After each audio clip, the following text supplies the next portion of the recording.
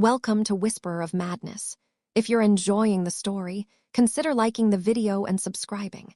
It really helps grow the channel and this community.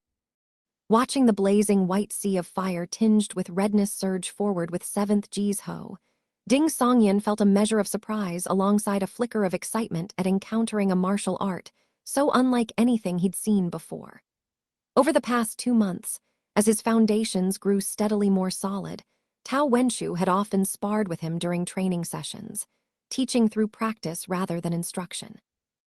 Through this, he had glimpsed what the celestial star's scripture would look like at greater mastery of the Dharma realm. That dark expanse of star-filled sky could cover more than 40 meters in every direction, and the countless stars it manifested would naturally blaze or fall with each technique, lending their influence and power accordingly. For art such as the Northern Sea fish spine scripture, the text suggested that the Dharma realm affected its surroundings mainly by creating conditions in which enemies feel as though they were drowning, manipulating nearby currents, gathering the momentum of falling rain, and augmenting the art's own techniques.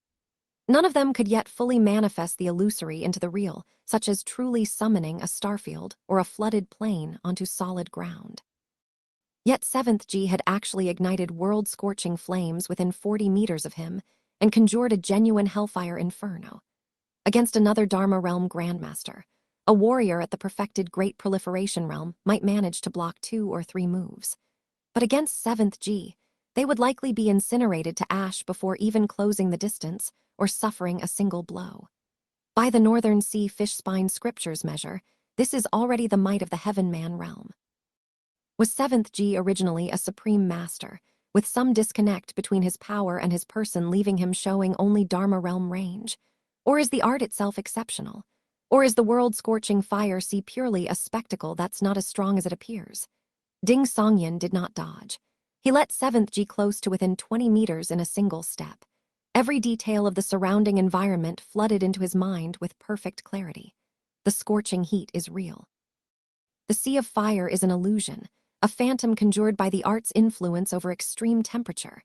The actual world-scorching flames are only on the hoe and the layer over 7th G's body. The scalding air current will significantly affect my breathing and impair my judgment, if not for the chaos realm. The heat is clearly building up over time. The longer this fight goes on, the more this area will resemble an actual inferno. At that point, once the flames on 7th G's hoe scatter outward from a block or collision, they could very well ignite the air and incinerate everything around us, making a real sea of fire. Ding Songyan raised Frostshade and sliced lightly against the flat of the hoe, deflecting the powerful blow sideways as tongues of flames scattered in all directions. The blazing white sea of fire that followed blanketed everything around him, yet only left his skin burning, his breathing labored, and the hairs on his body curling. A ringing clamor rang out incessantly. 7th G pressed forward as Ding Songyan retreated, one driving ahead in a wild, scattershot assault, the other with his long sword slashing, deflecting, lifting, and tapping, blocking blow after blow with deceptive ease. This was Candlelit Night, a technique of the 7 swords of Candlelit Night most renowned for defense. It resembled a candle flame in the deep of night, flickering feebly against harsh conditions, yet never going out as it continued casting its warmth. It paired perfectly with the Southern Dipper calamity-averting steps. Their figures crossed and shifted, rising and falling. No matter how furiously 7th G attacked, Ding Songyan's defense was airtight, leaving not a single gap. Although his candle-lit Nocturne Sutra and Celestial Stars scripture had not yet reached the Dharma realm level, leaving his 2 sword arts somewhat short of a grandmaster's when driven by their corresponding true chi, this was his first time using the Chaos realm in live combat. It let him clearly sense the muscle shifts, subtle body adjustments, and faint traces of true chi flow before each of 7th G's strikes. It was nearly the ability to read forces through the air, giving him just enough foreknowledge to block in time with the nimble precision of Candlelit Night and hold his ground. The two traded 20 to 30 rapid exchanges between the mud huts and the pond, and 7th G grew more exhilarated with every passing moment.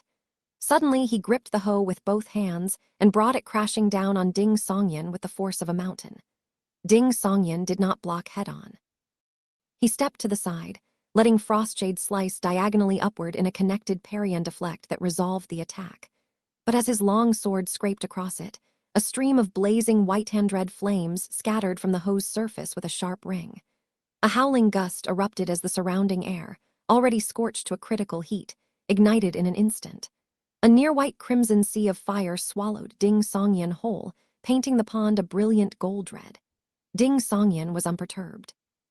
He extended his long sword forward, and with his force restrained and his candle intent drawn inward, traced a single arc. The arc abruptly became a dark swirling vortex, drawing all the near-white crimson flames toward it like a great whale drinking the sea. The surrounding space emptied in an instant, leaving only residual heat and char marks on the mud. After candlelight illuminates all, the follow-through was stars turn, constellations shift. It transformed the absorbed fire and hurled it back at 7th G. 7th G changed from a downward smash to a scooping dig, driving the hoe hard into the void directly in front of Frostshade. The dark vortex created by candlelight illuminates all vanished with uncanny abruptness. Having just been condensed, its force not fully transformed, the blazing white-hand red fireball froze in place, then expanded. Boom. A massive explosion tore through everything around them, blazing white-hand red flames riding a violent surge of wind in every direction. Ding Songyan sensed something was wrong a moment before and pulled his sword back in time, retreating sharply. His figure was so fast it nearly left an afterimage, and the scene trembling gently in his wake. Flames rained down onto the mud huts and into the pond, setting numerous things alight and sending up visible plumes of white steam. Under the terrible shockwave, Frostshade's blade gave a faint tremor and a low hum. Had it not been forged from exceptional material by a master's hand, the explosion would have left it badly damaged. Ding Songyan's clothes caught fire in several places, but the flames snuffed out in an instant amid a faint, barely perceptible darkness. A true Dharma Realm Grandmaster. Having taken a hit, Ding Songyan felt no panic, only a strange exhilaration. He burst into motion, closing on 7th G himself, and from a distance flicked the sword toward his opponent's left chest. 7th G did not switch to defense. He simply turned his body, avoiding the thrust, and his flame-wreathed hoe came crashing toward Ding Songyan that came along with the sword. Ding Songyan nimbly flicked his wrist, shifting from a thrust to a slash, turning his sword into a streak of light aimed straight at the throat. Left with no choice, 7th G accepted the momentary disadvantage, then brought the hoe back around to block Frostshade. Ding Songyan changed his attack again. First, he pulled his arm back, then, just as the sword was halfway withdrawn, he snapped his shoulder forward and sent Frostshade shooting out like lightning towards 7th G's flank. This time he pressed his attack relentlessly, not pulling the sword back to defend even once, forcing 7th G into a continuous scramble of blocks and dodges. Even the illusory sea of fire surrounding him contracted inward, its range shrinking steadily. Pushed to the very edge, 7th G suddenly smiled. His right hand slid forward, gripping the hoe closer to its head, and he swung the tool like a water wheel. Boom! 7th G's true chi erupted, detonating the illusory sea of fire that was now compressed to nothing larger than a human head. The blazing white-hand red hellfire reappeared and expanded explosively, carrying with it a torrent of all-consuming flame and a wind surge that could destroy anything in its path. Ding Songyan did not resist head-on. His toes tapped in rapid succession as he rode the force of the surge in a swift retreat. A faint darkness appeared around him in an instant, absorbing the flames that rushed at his face. In an instant, he was hurled back about 10 meters, teetering like a bird caught in a gale. As the wind surge subsided, Ding Songyan landed on the charred ground, his clothes torn in multiple places and marked with burns. He had suffered some injuries, but nothing too serious. 7th G was already closing in again through the fire and wind. Eyes calm, Ding Songyan raised Frostshade and met the attack. The ringing clamor rose again without end. Under 7th G's relentless assault and the searing void, Ding Songyan blocked, counterattacked, and dodged with everything he had. His 7 swords of candlelit night and celestial stars sword art seemed to become a red-hot ingot, hammered ever denser, every impurity beaten out. Watching the surrounding space grow ever more scorching, resonating from afar with his own true chi, the smile on 7th G's face deepened, growing more and more savage. At that moment, He saw Ding Songyan's face sharpen in an instant, his eyes shifting strangely, dark blue-black scales spreading across his body in multiple places. A cold light blazed out. The crystalline sword tip rushed larger and larger in 7th G's eyes. A dreamlike daze flooded into 7th G's sea of consciousness, yet it could not shake his will, cloud his senses, or awaken any nightmare within him. He laughed. Instead, it jogged his memory. Certain things from the past came back to him, and the knowledge that he was steadfast and unyielding, unafraid of nightmares and hexes. This strike, what use is it against me? The scornful thought had barely flashed through his mind when 7th G felt something quietly seep into his soul. Everything seemed to drift into a dream. Sword intent? Yes, that's what this is called. I've finally remembered. Memory surfaced in 7th G, and he saw a striking young man. It was himself. The young hero grew stronger and stronger, and older. As he watched the disciple before him, full of the same vitality he had once possessed, a hunger crept into his eyes, a faint glimmer of dark light. Before long, his senior sister's sharp voice rang in his ears. You violated sect rules, seized a body to be reborn. How dare you come before me? A flash of blazing white light, and he fell into fathomless depths. He crawled out of the fathomless depths and hid everywhere, like a stray dog that had lost its home. Without realizing it, this body had aged as well. He chose a storyteller, one whose nature and fate were a perfect match. He activated the secret art again, attempting to seize the body. But the moment he snuffed out the storyteller's soul, a smoky darkness and spectral green nether lightning suddenly appeared before him. Celestial punishment? There's celestial punishment. He blanched in shock as years of buried fear and regret came surging up. The nether lightning fell in silence and struck his soul. That familiar, searing pain spread through his entire being in an instant, jolting him awake. He saw the storyteller whose body he had seized, that clean-cut, fair-looking face bearing no expression at all, and the translucent, dreamlike long sword in his hand already thrust into his own brow. That was the source of the pain.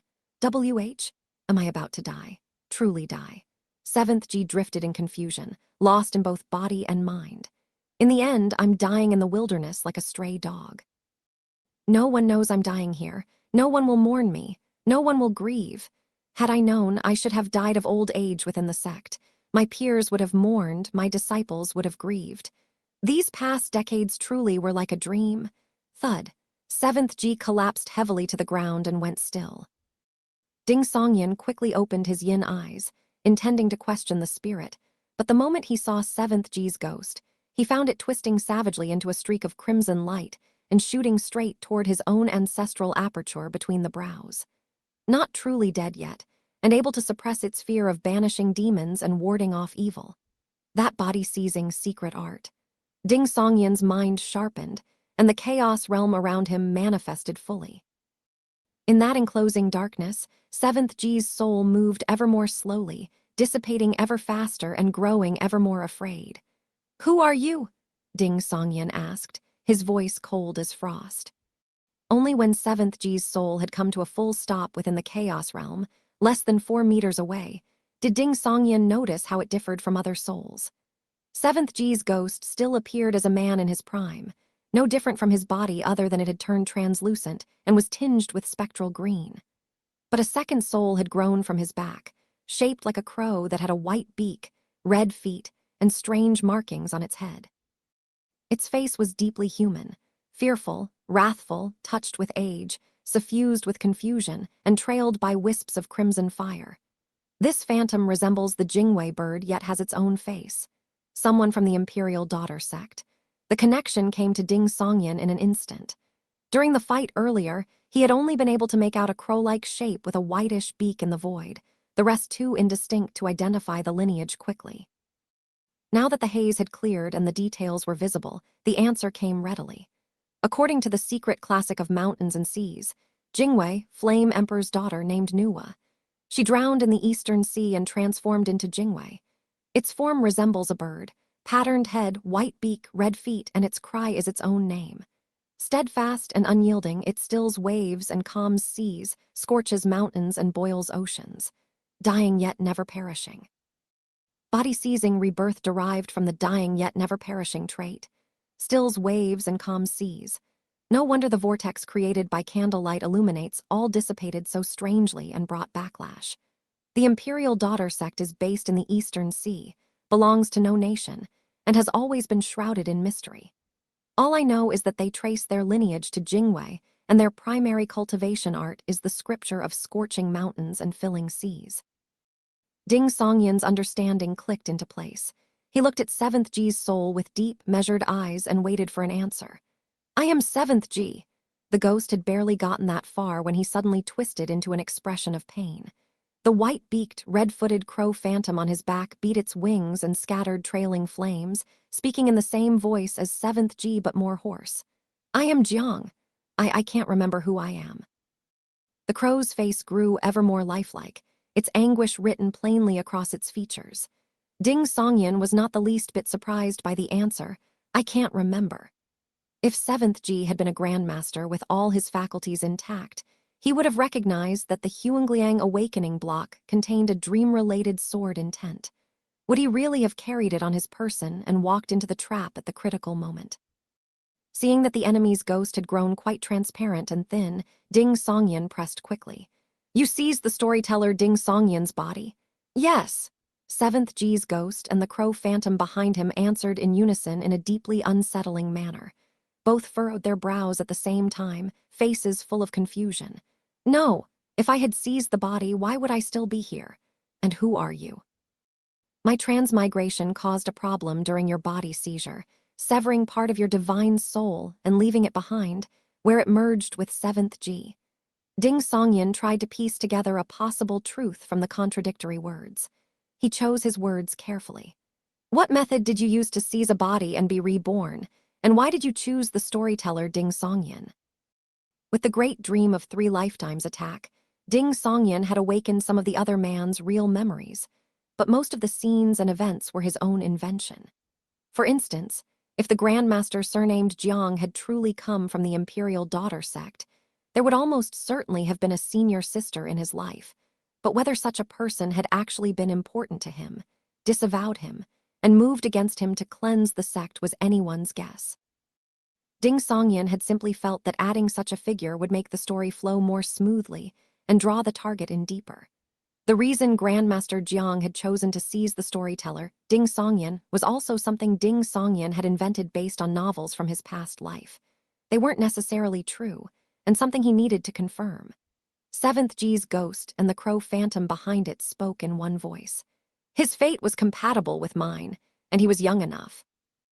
The method used was I can't remember. The ghost clutched his head and wailed. Then, in the span of 2 or 3 breaths, dissolved into the chaos realm, returning to the primordial. Ding Songyan gave a short cough, somewhat at a loss. If he hadn't deployed the chaos realm to intercept 7th G's soul, the other man would have bored through his mystical pass and attempted to seize his body. Whether that would have succeeded was one question. Whether he was willing to take that risk was another. But once the Chaos Realm was deployed, it contained not only a powerful banishing demons and warding off evil force, but also a trace of the bringing all things into unity ability, both lethal to anything that was only a soul. For 7th G's soul to hold on this long was proof enough that he surpassed the vast majority of grandmasters in that regard. Ding Songyan withdrew the Chaos Realm and crouched beside 7th G's body, carefully searching it. On this farmer, he found only 22 copper coins, a front door key, and the Huangliang awakening block, now stripped of its dreamlike quality. Ding Songyan held the Huangliang awakening block and turned it over in his hands for a few moments, a feeling of reflection washing over him. When he had first given the thing to 7th G, he hadn't yet suspected the man was old Jiang. He had simply felt that one should always guard against people, and so used the Huangliang awakening block to test him. He wanted to see whether 7th G would recognize something imbued with sword intent and how he would react. If he didn't recognize it, letting him carry it for a while might prove useful at a critical moment. Who could have thought it would actually come in handy and play such a decisive role? If the dream sword intent within the Huangliang awakening block hadn't reached 7th G's soul and consciousness unimpeded, the dream sword alone might not have been enough for a killing blow. The man had been clearly unbothered by nightmares and hexes.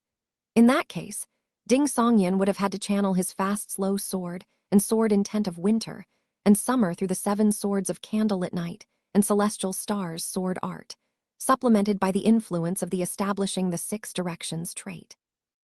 If that still wasn't enough to win, he planned to make a strategic retreat, waiting until the strange disconnect between 7th G's body and his martial power reached its peak, and he could no longer maintain his current strength, then turning back to fight. Ahem. Nursing a few injuries, Ding Songyan pocketed the Huangliang awakening block and the rest and turned his gaze to the 2 mud huts, their roofs burning in crimson flames. By now the pond had lost nearly half its water, the ground was covered in char marks, and the scattered flames further out had long since extinguished. Ding Songyan approached the mud huts, closed his eyes, and deployed the Chaos Realm again, enveloping the full 20-meter range in darkness. In that dim obscurity, the burning crimson flames all wavered, as though reduced to guttering candles in the wind, while the details inside the mud huts mapped themselves clearly into Ding Songyan's sea of consciousness. He used this to search for anything that might be hidden inside.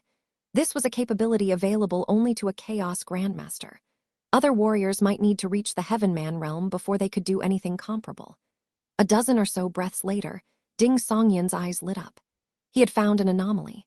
He stepped into the dazzling firelight of the mud hut, using the Chaos Realm to disperse the black smoke the same way he had once dealt with miasma, and made his way to the inner room. At the wall separating the 2 chambers, he reached up and felt along a spot about 2 meters high. The mud there was slightly loose, as though a hole had once been made and filled in, though not thoroughly. He removed the loose mud and felt paper inside. It seemed to be a book and a letter. Ding Songyan quickly retrieved what was inside the hollow in the mud wall, but had no time to examine it yet. Instead, he used the Chaos Realm again to check the surroundings. Finding nothing else, he left the still-burning hut and went to the edge of the pond, where he turned his attention to what he held. The thread-bound book had fairly new pages. The cover bore several words. Mystical Past True Nature Preservation Art. Seeing the name of the art, Ding Songyan looked as though he'd seen a ghost. His hand jerked, and he nearly threw the book into the pond. Not because the Mystical Past True Nature Preservation Art sounded formidable, but because the calligraphy was the delicate, elegant hairpin flower script that Ding Songyan knew all too well. This was Jai Hanni's handwriting, his undeserved little sister. Hiss. I'm constantly haunted by that demoness. Ding Songyan steadied himself and quickly flipped through the Mystical Past True Nature Preservation Art, confirming there was no personal note tucked inside, and that all the text was indeed in Jai Hanni's hairpin flower script. He then opened the letter that had been stored alongside the book. Second brother, I have missed you dearly these past months. I was certain you would find this lead and trace it here, so I left this letter to convey my thoughts. Ha, I lied. It wasn't a guess. I divined that you would trace it here before March of the 9th year of Jianwu. Was I right? I know you must be worried about me, spending all your days wondering whether your little sister is eating enough, how long it will take her to step into the Heaven Man realm, where she might be in seclusion. Second brother, rest easy. I'm perfectly well. It only took 3 months to fully master my newly gained powers and thoroughly integrate everything I had previously learned. As for the Heaven Man realm, sitting in dead meditation behind closed doors will never get me there. One must see heaven and earth, see all living beings, and through that, see the true self. I passed through Yuejiang Prefecture and looked into the mystery of your earlier stupor. I had actually handed the matter to subordinates back in October last year, but perhaps it's because they cultivate the scripture of sage severing and wisdom abandonment, making them only skilled with people and have no ability to follow a trail of clues. No progress was ever made. After getting a general picture of what happened to you, I found the whole matter quite fascinating. Since the divine spirits and strange beasts of the underworld either returned to the heavenly realm or perished when their lifespan ran out, there has been no more reincarnation in the world. Now, heaven and earth naturally nurture souls, place them into the womb, and let them enter the world crying. After a living being dies, its soul wanders the underworld and gradually dissipates, as it was in ancient times. But as the saying goes, there are always exceptions in the world. There remain a few arts that allow cultivators to reincarnate, and one of them is the Imperial Daughter Sex Mystical Past True Nature Preservation Art. It is not a secret technique but a martial art, focused primarily on cultivating one's nature. nurturing character, strengthening the spirit, tempering the soul, and concealing intent. Only a select few in each generation of the imperial daughter sect, those groomed as candidates for sect master, can cultivate it as a secondary art. It can refine the soul and help its cultivator survive tribulations of the underworld, such as the nether wind tribulation, nether fire tribulation, and nether lightning tribulation, as well as the womb tribulation, completing the cycle of reincarnation. However, when Jingwei founded the imperial daughter sect, she established a sect rule strictly forbidding cultivators of the mystical past true nature preservation art from reincarnating or seizing another's body. The art's primary use within the imperial daughter sect is to strengthen a warrior's soul and to allow the cultivator to transmit their knowledge, experience, and pure intent to their chosen successor before death. This is why every generation of the imperial daughter sect always produces a handful of disciples born with innate wisdom, formidable beyond their years. Second brother, you also seem to carry such innate wisdom, but in my view, it doesn't quite resemble the imperial daughter sect's kind. Besides reincarnation and transmitting the art to a successor, the mystical past true nature preservation art can also be used for body-seizing rebirth. For a cultivator, that is actually the best option. At least, that's what me as a heretic thinks so. Body-seizing rebirth is not merely a soul moving into a new vessel. It carries along one's knowledge, experience, and consciousness, and can transfer one's martial power too. According to the cultivation method in the text you're holding, the process converts true qi into primordial essence and lodges it in an external astral form. When a body is seized, the external astral form transfers along with it. After the soul takes hold of the flesh, the primordial essence feeds back to reshape the body, refine the apertures, and forge the viscera. It is similar to a single leap to the top, only it takes 6 months to a year to complete rather than happening all at once. But it also spares one the hardship of cultivating from scratch. Body-seizing rebirth also requires no crossing of the underworld's various tribulations or the womb tribulation, only the sea of consciousness tribulation. If one becomes lost in the sea of consciousness tribulation, one will merge with the vessel's own spirit, consciousness, and a portion of their cognition, then lose oneself, forget the past, and either become dull or come to believe oneself to be the original body's owner afflicted with soul departure sickness. Before Jiang Cheng attempted to seize your body, he wrote out a complete copy of the mystical past true nature preservation art and left a letter explaining his circumstances, as a precaution in case he failed to pass the sea of consciousness tribulation. As it happened, things developed beyond his expectations. He forgot where he had put both items, and his in-name disciple, 7th G, who was supposed to remind him of the hiding spot, had also gone into a stupor and could no longer remember. I have destroyed that letter. All you need to know, second brother, is that Jiang Cheng was the only person in a century of imperial daughter sect history to attempt body-seizing rebirth. He was expelled from the sect for it, but managed to escape and spent his days on the run. The mystical past true nature preservation art has now fallen into our hands, to our benefit. Don't you think body-seizing rebirth is better than reincarnation or art transmission to a successor? The imperial daughter sect is an upright, prestigious entity, bound by Jingwei's founding tradition and unable to act freely. We heretics have no such compunctions. Besides the sea of consciousness tribulation, the only real difficulty is finding a vessel whose fate and nature are both compatible with ours, and whose soul is significantly weaker than ours. From what I observed of 7th G's condition, something unknown went wrong when Jiang Cheng attempted the seizure. The external astral form was severed from his soul, and, carrying a portion of his spirit and consciousness, latched onto the nearest person present, 7th G, and attempted to seize that body. But with no soul to complete the final step, it could only slowly merge and reshape the body. 7th G's body was not yet fully reshaped. It lacked the appearance of the Dharma realm but held its substance.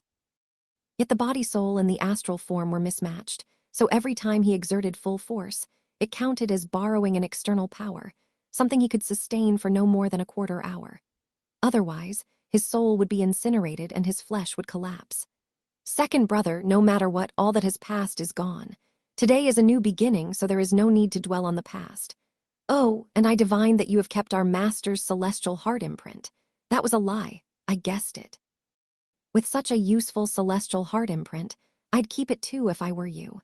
And over these past months, no word has come out of the Bright Knight sect of any disciple showing strange physical anomalies, which confirmed my guess.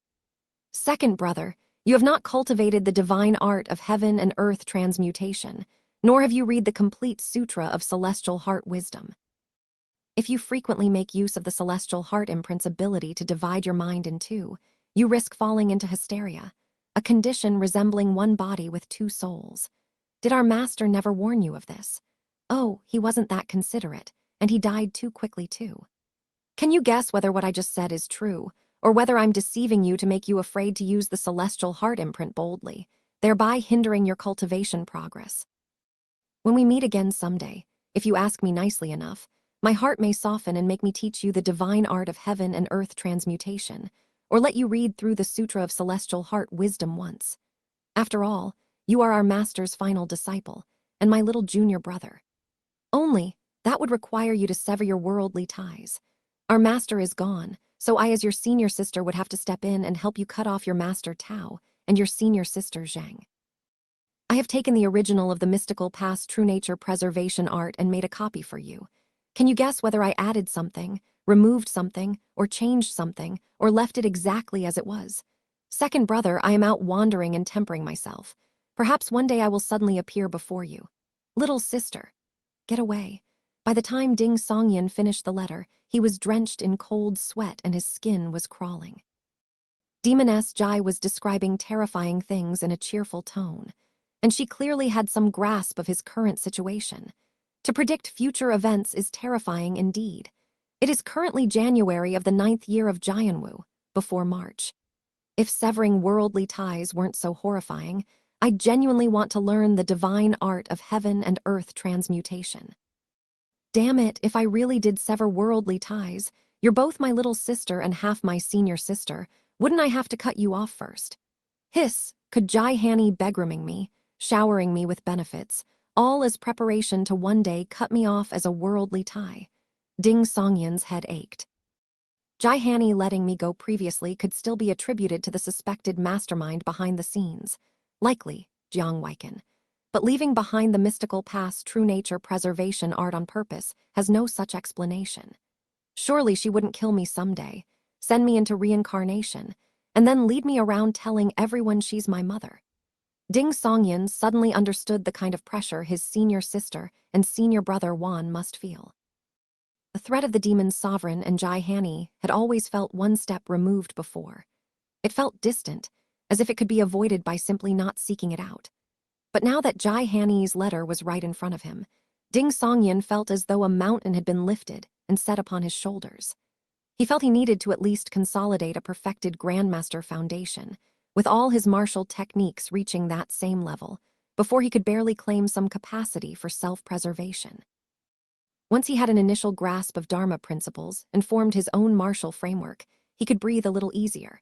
But all of that was still far off, and if he pushed for speed, he might easily forfeit his chance at the Heaven Man realm. The path still had to be walked one step at a time, like treading on thin ice. Ding Songyan let out a long sigh. Why can't that demoness Jai stay in seclusion like a normal person instead of wandering the Jianghu? Or is this another one of her deceptions? The words of the Sage Severing Ways sect master are equal parts truth and fiction, not to be fully trusted. Then again, those who shut themselves away in death seclusion seeking the Heaven Man realm like Feng Yining are ultimately in the minority. Perhaps it's because the Feng Wang Phoenix has the rebirth comes through fire trait. More grandmasters found their path to the Heaven Man realm amid the dust and noise of the mortal world. Ding Songyan shook his head, folded the letter, and carefully read through the mystical past true nature preservation art. Just as Jai Hanny had said, the art focused primarily on nurturing one's nature, strengthening the spirit, tempering the soul, and concealing awareness, with cultivation centered on the ancestral aperture at the brow. But it could not do without the cooperation of the body's other apertures, and naturally included methods for refining apertures and installing viscera. It was indeed a complete martial art rather than a secret technique.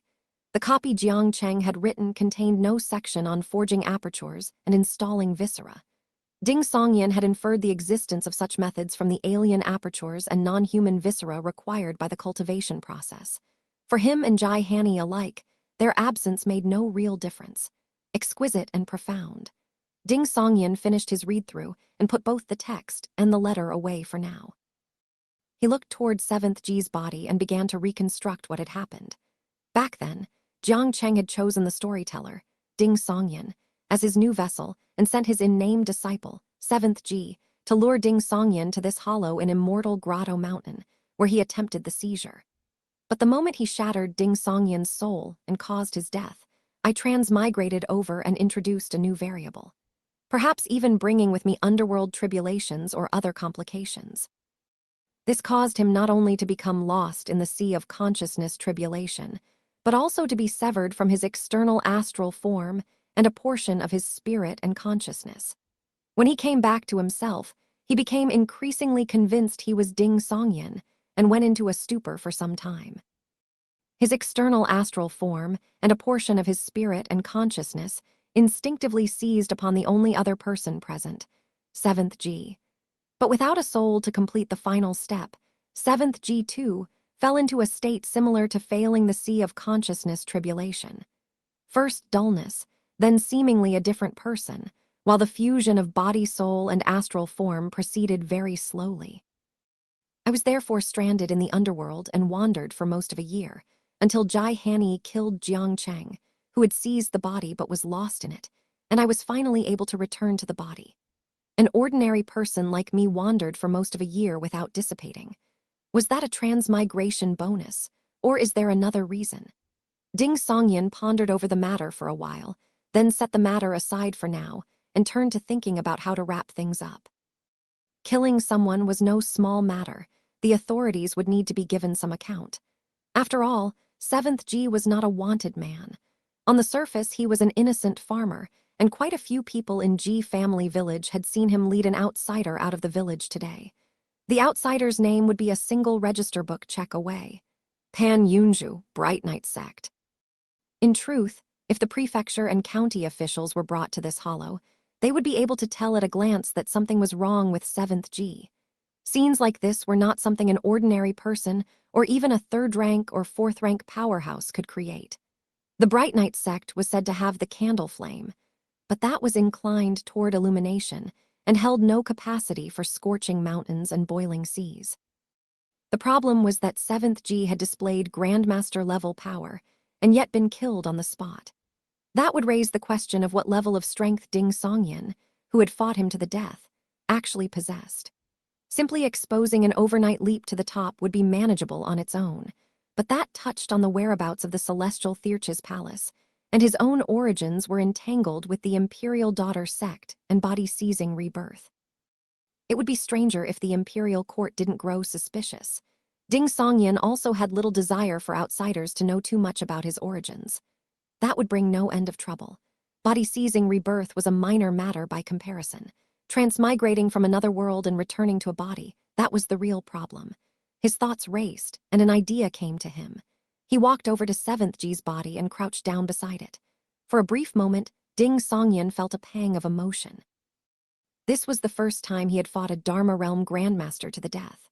Although Jiang Cheng had been reduced to only his external astral form, he had displayed the level of a perfected Dharma Realm, likely no more than a step from the Heaven Man realm. If not for the internal conflict between his soul and astral form, and his being lost in the past while desperately seeking to recover it, both of which left massive openings, Ding Songyan felt he could barely have held on to his life. That was the absolute limit for a warrior who had only entered the Dharma realm half a year ago, with foundations still not fully consolidated. Fortunately, I've always taken the path of absorbing every insight from various paths, and encountered many unusual martial arts, including the dream sword that countered Jiang Cheng. Otherwise, I really would have had to drag things out until the quarter hour was up. Ding Songyan extended his right hand and pressed it against the corpse.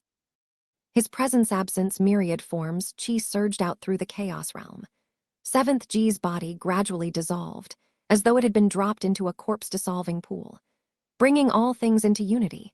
If the eldest of the three fiends of Zio City could dissolve metal and iron with nothing, but dissolving all forms of qi, could the presence-absence myriad forms qi really fail to bring a single corpse back into unity? As the presence-absence myriad forms qi surged outward, Seventh Ji's body dissolved rapidly. It first turned to powder, then vanished without a trace. His residual astral form he had left in the void also quickly dispersed. Before long, Seventh Ji's body had returned to primordial unity, leaving no trace in the world. Ding Songyan then deployed the Chaos Realm and used the presence-absence myriad forms qi to erase the bloodstains and the Ho from the surrounding area. Without a body, no one would suspect him of killing a grandmaster. Ding Songyan had originally considered throwing Jai Hanyi's letter and her handwritten copy of the mystical past true nature preservation art into the burning mud hut to destroy them before anyone could find them. Before that, he would naturally have to memorize the art quickly and completely using the celestial heart art, but after thinking it over, he abandoned the idea. He felt that whatever demoness Jai had given him should be kept. If the day ever came when it mattered, he could produce these items and cling to his undeserved little sister's leg, saying, "I've always kept you in my heart, always treating you as my own sister," and see whether family kinship could make Jai Hanyi show mercy to him or those around him. At a moment like that, pride was a luxury he could afford to discard. He didn't genuinely believe Jai Hanyi felt any real family kinship toward him, but he wanted to lay groundwork wherever there was a chance. Hard training was one front, playing the emotional card was another. What if it actually worked? After confirming the scene was clear, Ding Songyan deployed the waxing moon phantom form and ran out of the hollow. He took a circuitous route the whole way. At times, he went into the mountain, at times skirting the lake. Other times, he concealed himself, leaving a trail of footprints and marks as though evading pursuit. It took 3 full hours before he entered Immortal Grotto County to report to the authorities. Just as he reached the county yamen, Ding Songyan spotted Pan Yunju holding a horse alongside a steward from Hongxin Trading Company. It was around mid-afternoon, and the sky was only slightly dim, the sun still slanting down. "Junior brother Ding, what happened?" Pan Yunju came forward, visibly startled and concerned at the sight of Ding Songyan's tattered, burn-marked clothes. Ding Songyan coughed twice. "Just a few injuries, nothing serious. Senior brother Pan, senior brother Zhang, come with me to report to the authorities." Report to the authorities. The Hongxin Trading Company steward, Zhang Yan, and Pan Yunju exchanged a glance, both blank and bewildered. Pan Yunju was even more taken aback. Junior brother Ding is capable of taking down a third-rank form transfigured powerhouse. Who could have left him injured and running to the authorities? Did he run into some old demon on par with the Orchid Fresh List's finest? Neither asked further questions. They handed their horses to the guards at the entrance and followed Ding Songyan into the county yamen, where they were announced and received by County Marshal Wen Shengxing. Wen Shengxing was a disciple of the Nine Realms School in his mid-30s. Dressed in the red and black county marshal's uniform, he had a broad, powerful build, white streaks raised across his face like a tiger's, and thick pads on both palms that seemed to conceal sharp spines within. As far as Ding Songyan knew, the Nine Realms sect traced its lineage to Luwu, the divine spirit that guarded the celestial Thirch's palace and Kunlun Mountain. Besides its head, Zhu Jingzh, a spirit platform realm sage, it had 4 Heaven-Man Realm Supreme Masters among its ranks, placing it among the very strongest of the top-tier powers. The secret classic of mountains and seas recorded. Luwu, a spirit with a tiger's body, 9 tails, a human face, and tiger's claws. This deity governs Kunlun, wards off demons and evil, overawes all spirits, commands the 9 heavens above, and rules the seasons below. The 9 Realms School's 24 Qi scripture, 9 Realms seal, and Kunlun celestial map all derived from this lineage, and were renowned throughout the world. In her day, the Sword of Rectitude broke 7 bandit strongholds around Heavenly Lake in succession, and made a name for herself across the surrounding prefectures. I didn't expect her personal disciple to tread this ground again today. Wen Shengxing made small talk with a smile, then turned to ask what had brought Ding Songyan to report. Ding Songyan's expression turned serious. "I once suffered from soul departure sickness and forgot my own origins. After obtaining a lead, I followed it all the way to Immortal Grotto County. So the important matter junior brother Ding mentioned was tracing his own origins. Pan Yunju, listening to one side, suddenly understood. Ding Songyan then recounted everything steadily. How he had entered Ji family village under his senior brother Pan's name to avoid alerting his target. Every word 7th Ji had said, and everything he had learned about 7th Ji from inquiring around, omitting only the matter of giving 7th Ji the Huangliang awakening block. Upon hearing the words wanted to swap into a new body, and you wouldn't happen to be old Jiang, when Shengxing's expression turned gravely serious and he rose to his feet without realizing it. Pan Yunju and Zhang Yan felt their skin crawl. Is body seizing rebirth truly possible in this world? Ding Songyan paused and said with some embarrassment, being young and brash, I thought too highly of myself. I actually had the nerve to follow 7th Ji to that hollow. Sure enough, he attacked me from behind when I pushed open the mud hut door. Fortunately, I had been on guard and dodged the blow, or I would have been killed on the spot. Even so, the force of it was beyond what I had anticipated, and I was injured. That also made it clear to me that I was no match for 7th Ji in direct combat, so I fled as fast as I could toward the hollow's entrance. He nearly caught me, but for some reason he suddenly stopped in place and began muttering things like, who am I? And if I kill you, I'll remember. I didn't dare stop and just kept running. Right after I exited the hollow, I heard 2 explosions from inside. After that, I took a long time to make my way back while hiding and dodging. It took me several roundabout routes before I got back to the city to make this report. Could 7th Ji be old Jiang? Wen Shengxing murmured, more to himself than anyone. Pan Yunju was thinking the same thing. No wonder junior brother Ding got injured. 7th Ji was actually some old monster who had seized a body. I don't know, Ding Songyan said, lowering his head, his voice heavy. When Shengxing considered for a moment and looked Ding Songyan over. You are in the early Great Proliferation realm, young man. Yes, Ding Songyan answered openly. Early Great Proliferation realm. Hongxin Trading Company steward, Zhang Yan, felt as though he were hearing it in a dream.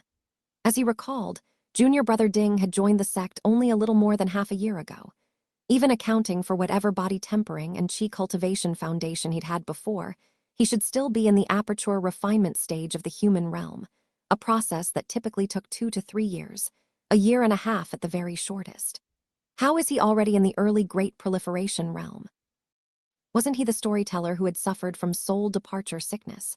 Junior brother Ding's talent must be extraordinary, refining at least 2 apertures a day, a true martial prodigy. When I get back to the sect, I'll have to learn more about how junior brother Ding goes about his daily practice. I may not have such talent, but seeing a worthy one might spur me to match him. When Shengxing, meanwhile, was ruminating. Early Great Proliferation realm, and yet able to escape from 7th Ji. Granted that he had the advantage of 7th Ji's confusion and inner conflict, this still says a great deal.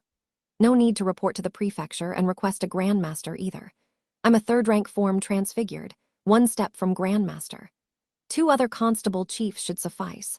Having made his decision, when Shengxing instructed his clerk and constables to report the matter to the prefecture yamen, then summoned his 2 most capable subordinates and had horses prepared.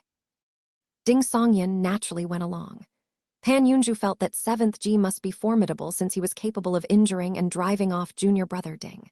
However, he reasoned that with County Marshal Wen, a 3rd-rank form transfigured from a major sect, 2 highly capable constable chiefs, and himself and the other Bright Knight sect members along, even 7th Ji's strength couldn't hold against so many. He felt reasonably assured and followed along with Zhang Yan. Without needing to take detours or hide, they reached the hollow while there was still daylight. At first glance, what met Wen Shengxing, Pan Yunju, and the others' eyes was a stretch of ground-charred black in multiple places, 2 conspicuous shallow craters, and the mud huts that had already collapsed. When Shengxing fell silent, 7th Ji did this. This is not what the Great Proliferation realm looks like. This is a genuine Dharma realm grandmaster, and a formidable one at that. Pan Yunju and Zhang Yan turned their heads in stunned disbelief and looked at Ding Songyan. Junior brother Ding escaped from an enemy like this. An early Great Proliferation realm warrior managed to escape from a Dharma realm grandmaster with his life. In the wordless silence, when Shengxing asked Ding Songyan gravely, this was all done by 7th Ji. I don't know. Ding Songyan shook his head. When I fled, the place didn't look like this. but 7th G did carry fire and flame. He pointed to his tattered, burn-marked clothes as he said this, and let out a relieved breath. Fortunately, 7th G was lost in confusion and didn't chase after me on the spot, or I fear I would have met my end here. Wen Shengxing, Pan Yunju, Zhang Yan, and the others all agreed and accepted the explanation without difficulty. Indeed, if 7th G hadn't lost himself, possibly treating the Void as his enemy or even fighting himself, no early Great Proliferation Realm warrior would have any business escaping from a Grandmaster that powerful, regardless of how talented he was. They spread out to search, and after a while, one of the constables reported to Wen Shengxing. 7th G must have realized his identity was exposed and fled. There was no reason for him to stay and wait for Imperial Court Grandmasters to arrive and surround him. He wasn't from the accumulated evil way either. There was no reason to gamble that the county marshal would come up the mountain searching before a Grandmaster arrived, set up an ambush here, and try to wipe out every Imperial Court warrior who came. That must be it. When Shengxing quietly let out a breath. Good thing 7th G fled. If he hadn't, things would have become very troublesome. Shengxing, Master gave you that name hoping you'd be less reckless. And yet here you are, nearly making a grave mistake. With that thought, when Shengxing turned toward Ding Songyan and spoke with gratitude in his voice, "Young man, we are fortunate that you exposed 7th G ahead of time. Otherwise, he would surely have become a scourge on Immortal Grotto County." If everyone had remained in the dark, and 7th G had one day suddenly lost control or gone berserk, who knows how many people would have died or been injured?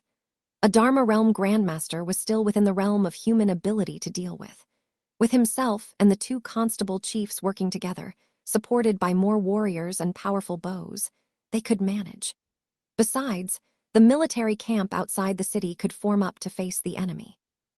But even so, Immortal Grotto County would not have made out without losses. "Pure luck," Ding Songyan replied with a wry smile.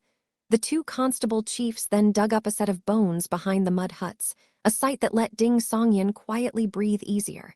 That must be Jiang Cheng's original body. Only one set. Two or none would have been alarming.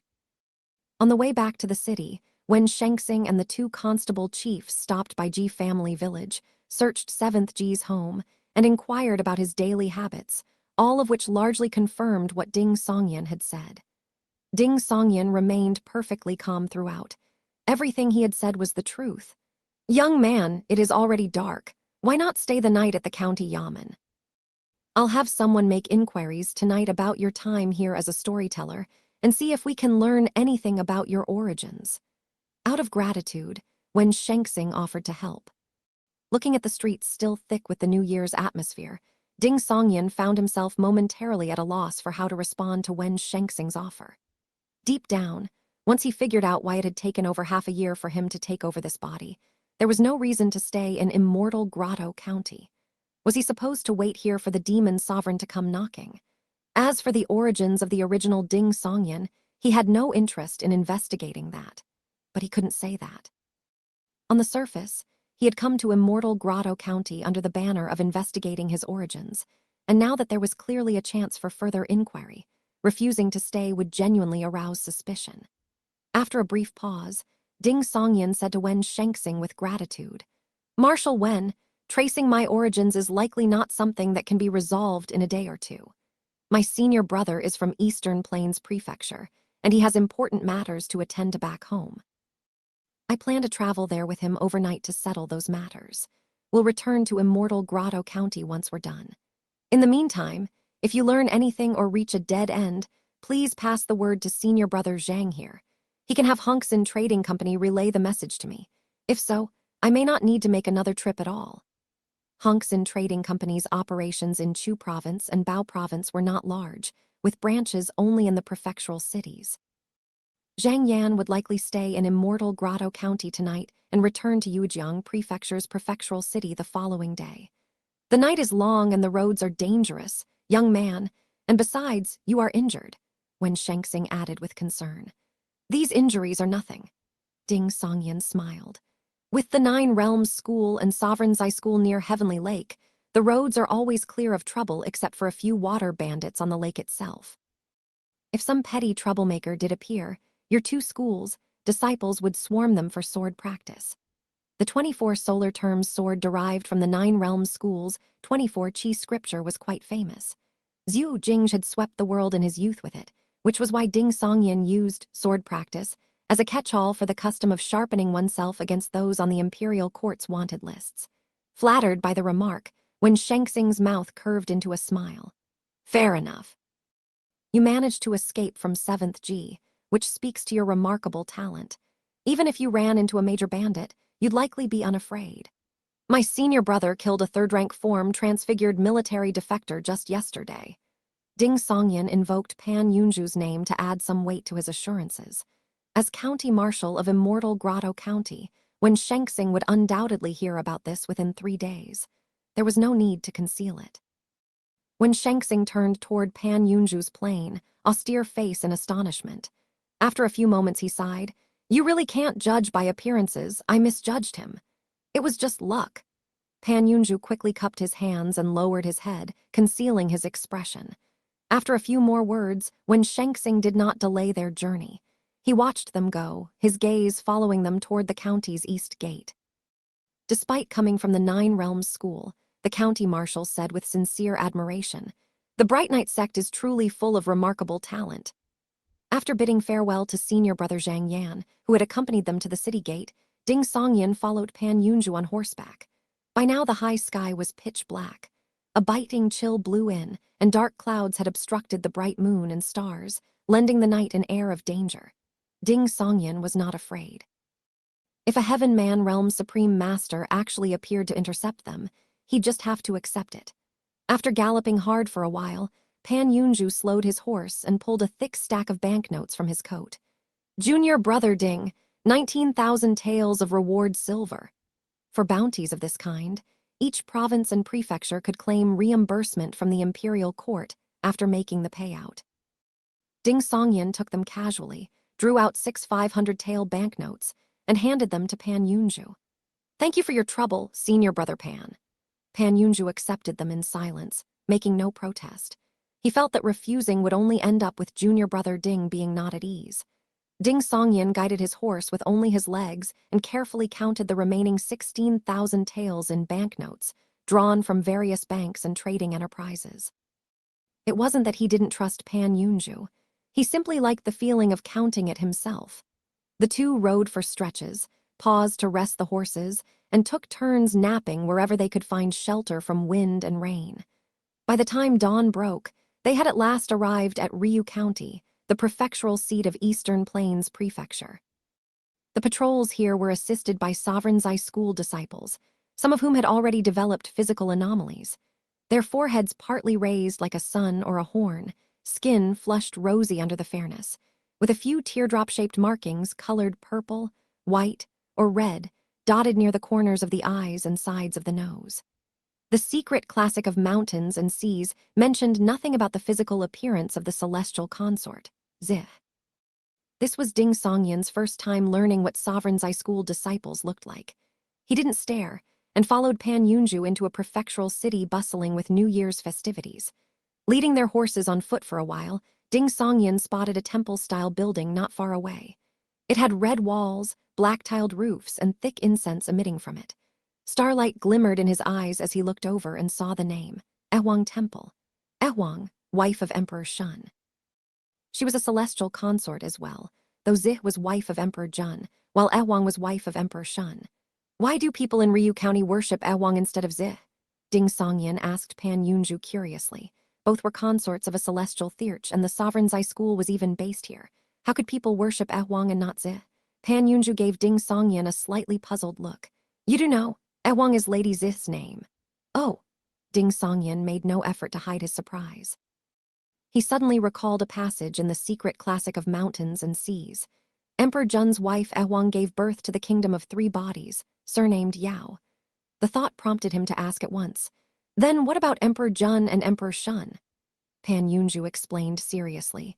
"In Bao Province, within the Sovereign Zai school's sphere, Emperor Jun of ancient mythology is the same as Emperor Shun and also Emperor Ku.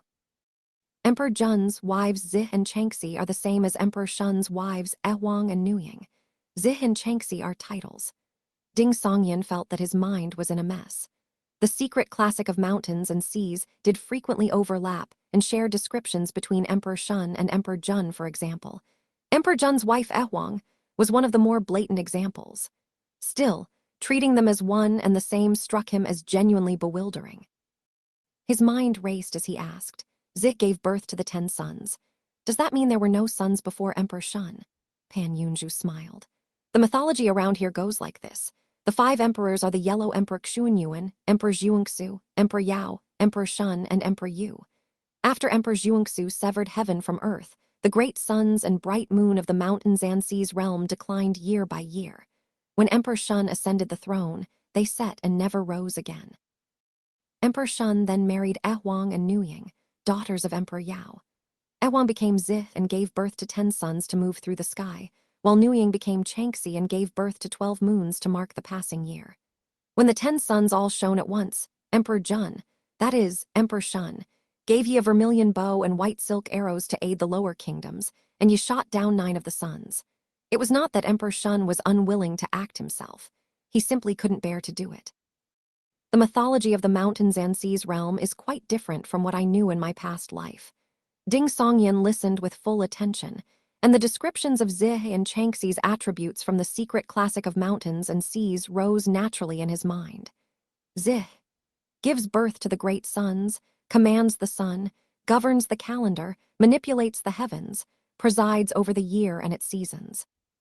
Changxi conceives the year and births the moons, divides time and fixes the days, serves as mother sovereign of the extreme yin, illuminates the dark night, governs wind and rain. Chatting about local mythology, Ding Songyan and Pan Yunju led their horses through the streets and lanes until they arrived before a 3-courtyard compound deep in an alley. It was larger than Ding Songyan's own place. A plaque above the gate read, Pan Residence. Seeing junior brother Ding study the compound carefully, Pan Yunju's smile turned bittersweet. Only a few branches of the family still live in this old estate. The others split off long ago. Some went into trade, some took the civil examinations, some practiced medicine, and some worked as household guards or opened martial halls. There are also some who gave up the family's martial heritage to join the Sovereign Zai School. The Pan family has disciples in the Sovereign Zai School. Ding Songyan asked, turning his head. Pan Yunju nodded gently. We only see them at the annual ancestral rites. There's no real contact otherwise. Besides, that branch has never produced a grandmaster, so they hold no real standing within the Sovereign Zai School, and their descendants have grown more mediocre with each generation. In senior brother Pan's mind, abandoning the family's martial heritage is as good as abandoning the surname Pan. Ding Songyan read between the lines. He said nothing more and followed Pan Yunju through the side gate into the compound. Young master! Several old servants who had been sweeping the courtyard called out in delighted surprise. Pan Yunju greeted each of them in turn and made his way to the second courtyard. A boy of 13 or 14 was tempering his body in the courtyard. The moment he saw Pan Yunju, he came running over in 2 or 3 bounding steps, his delight written all over his face. Eldest brother, you're back. I've grown another head taller. Pan Yunju smiled and reached out to measure the boy's height. At the same moment, a girl of 17 or 18 who had been practicing the saber lowered her stance, a touch of bashfulness on her face and happiness in her eyes. Eldest brother. Third sister, you've made real progress in your physical training. Pan Yunju sized up his sister and nodded in praise. The smile never left his face. Frost jade in hand, Ding Songyan watched in silence, a quiet feeling rising in him. Even though senior brother Pan humbles himself out in the world, flatters others, and swallows every insult for the slimmest chance, here at home, he is still the one his younger brother admires, his younger sister loves, the person that the whole family pins its hopes on. Sigh, just like I used to be. After briefly introducing Ding Songyan to his younger siblings, Pan Yunju led his junior brother to the main hall. His father and mother were already waiting inside. Both were only around 50, yet they looked noticeably aged with few physical anomalies. They were most likely at the early Great Proliferation realm. Father, mother! Pan Yunju was suddenly a little agitated. Didn't you say you wouldn't be back for the new year? Why have you suddenly returned? We haven't prepared anything. Pan Yunju's mother, Zhu Qianghua, was both happy and puzzled. Her eyes swept over Ding Songyan, worried about neglecting the guest. This is a fellow sect member, junior brother Ding Songyan, a personal disciple of sect master Tao. Pan Yunju quickly introduced him. Aren't you only a guest advisor for now? Pan Yunju's father, Pan Changjing, asked. Pan Yunju glanced at Ding Songyan and said softly, Junior brother Ding, please wait for me in the reception hall while I speak with my parents and elders. We'll need to confer. Of course. Ding Songyan followed an old servant to the reception hall, settled in a seat that caught the warm winter sun, and waited patiently as he helped himself to the tea and refreshments. After the time it took to burn a stick of incense, Pan Yunju came to the reception hall and spoke to Ding Songyan in a measured voice. Please come with me to retrieve the Myriad Stars cannon, junior brother Ding. Ding Songyan gave a slight nod, picked up Frostshade, and followed Pan Yunju toward the third courtyard. Before long, the two arrived before the Pan family's ancestral hall, its interior filled with rows of spirit tablets. Pan Yunju's parents, elders, and siblings were all waiting outside the ancestral hall. Pan Changjing and Zhu Qianghua watched Pan Yunju with a gaze that held expectation, worry, agitation, and helplessness all at once, along with a grief that would not lift, as though they were watching their eldest son walk step by step into the abyss. Completing the Myriad Stars cannon was easy to say, but no one knew how many lifetimes it would take to fill.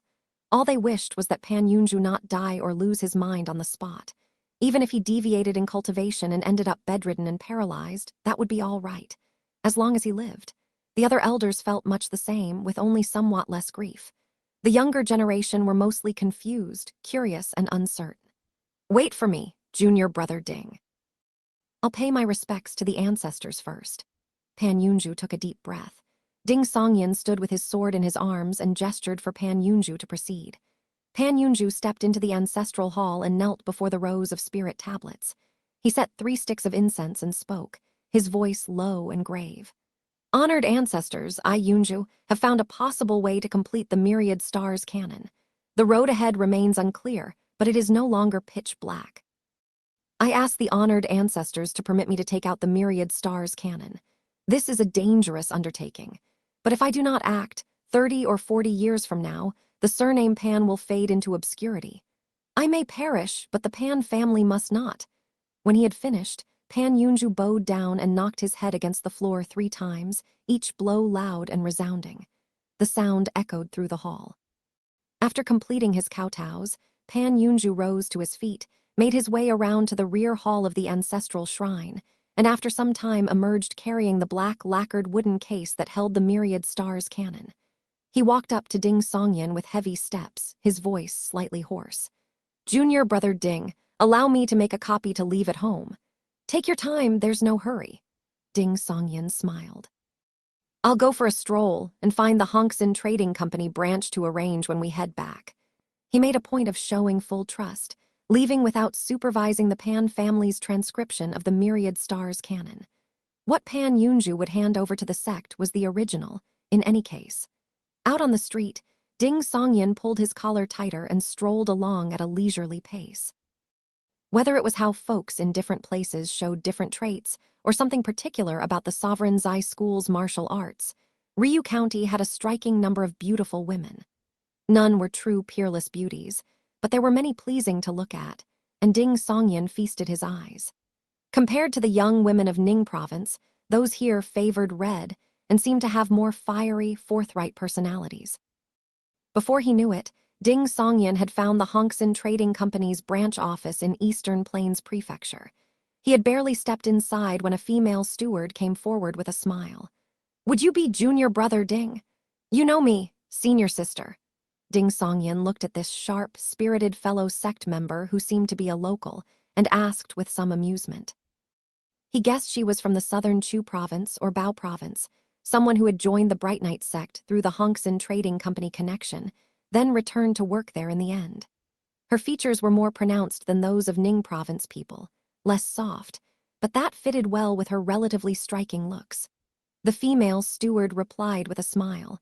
I was in Yujiang Prefecture before the new year and was only just transferred here. I'm the one who went around showing your portrait to people. How could I not recognize you? After exchanging names, the female steward, Peng Jiayin, said to Ding Songyan, Senior brother Zhang sent word by carrier pigeon from Immortal Grotto County. County Marshal Wen helped trace your background. A few northerners said you fled the famine from north of the river, that your family all died on the road, and that your talent for storytelling was the only thing that kept you from starving. You originally intended to settle in Immortal Grotto County, but then moved on to Yujiang Prefecture's prefectural city. Is that so? Ding Songyan said, a little surprised. Why is it another famine refugee from north of the river to Chu province? Old Jiang had used the same cover story. Is this actually a common one? Peng Jiayan said offhandedly. Perhaps there are grandmasters, or even supreme masters, active in the area across from Chu province who cultivate calamity-type arts. Ding Songyan immediately thought of the many divine creatures and strange beasts in the secret classic of mountains and seas that could call down calamities. He had no more questions, and quietly let out a breath of relief. No need to go back to Immortal Grotto County. Senior Sister Peng, please report to the sect for me that Senior Brother Pan and I have taken care of our business, and we only need the flying vessel to come and pick us up in Eastern Plains Prefecture. Ding Songyan kept his expression neutral. After all, learning that he was now an orphan wasn't exactly a cause for joy. If County Marshal Wen hadn't gone to such lengths to trace his background, he would have had to go back to Immortal Grotto County to keep up appearances before departing from Yujiang Prefecture by flying vessel. The next morning, Ding Songyan finished the breakfast brought to his room, packed his things, and stood at the half-open window with his sword in his arms, idly watching what was happening in the courtyard below. He watched Pan Yunju come before his younger siblings, press a few silver ingots exchanged the day before into each of their hands, say a few words of encouragement, and then walk to the entrance of the main hall to bid his parents farewell. The eyes of Pan Changjing and Zhu Qianghua gradually reddened. At that moment, Pan Yunju produced a thick stack of banknotes and handed them over. Ding Songyan made no effort to hear what Pan Yunju said. He only saw that his senior brother's eyes had also reddened, and that his mother, Zhu Qianghua, had begun to wipe away tears. Sigh. Ding Songyan found himself suddenly awash in mixed feelings. He thought of himself. After a moment, he shouldered his pack, picked up Frostshade, and walked out, calling out clearly to Pan Yunju, "Senior Brother Pan, it's time to go." Du Province, Changhua Prefecture. Inside the Zheng family's ancestral estate, renovated and expanded many times over, Tao Wenshu stood at the desk by the window, leafing through letters and notes just received. At the half-open door, a beautiful, bright-eyed face peeked inside. "Mother, any news of junior brother?" Seeing her mother was indeed in the study, Zheng Zhuxi pushed open the wooden door and walked in briskly. Tao Wenshu turned to look at her daughter, amused. "You ask 3 times a day. If your father knew, he'd tell you to do more cultivation exercises to temper your spirit." "More than 3 times," Zheng Zhuxi said quietly, but without any embarrassment. She tilted her chin up. "A senior sister caring about her junior brother is only right and natural." Tao Wenshu looked at Zheng Zhuxi for a long moment, then shook her head with a sigh. She picked up a slip of paper from the desk. "Songyan and Yunju returned to the sect yesterday afternoon. They are safe and sound." Zheng Zhuxi's smile broke open at once, dimples deep. "That's wonderful, that's wonderful." After chatting with her mother a little longer, she left the study with a light step, graceful as ever. Back in Alpine Lake Mountain, Ding Songyan rested for only 1 day before heading to Kindling Hall, where he went to the underground chamber to study the aperture forging and viscer installation methods of the celestial stars scripture, alongside the myriad stars canon. Though Jai Hani had warned him not to use the celestial heart imprint's ability to divide his mind too often, there were times when he had no choice. What Demoness Jai said was that it couldn't be frequent. "So I'll set myself a rule of no more than 4 times a month." In terms of self-discipline, Ding Songyan was quite confident in himself. He couldn't avoid it entirely, after all. What if Demoness Jai was just trying to frighten him and hadn't been telling the truth? Phew. Ding Songyan let out a breath, divided his mind in two, and applied himself seriously to cultivating the human realm and great proliferation realm sections of the myriad stars canon. After more than 2 hours, the corresponding apertures shifted, star sequence true chi flowing throughout his body, and the corresponding alien viscera were forged into existence from nothing. Ding Songyan did not consume any lifespan to make his body permanently memorize this art. He simply maintained the current state, and carefully compared his present alien viscera, and alien apertures against the aperture forging and viscera installation methods in both the Myriad Stars canon and the Celestial Stars scripture.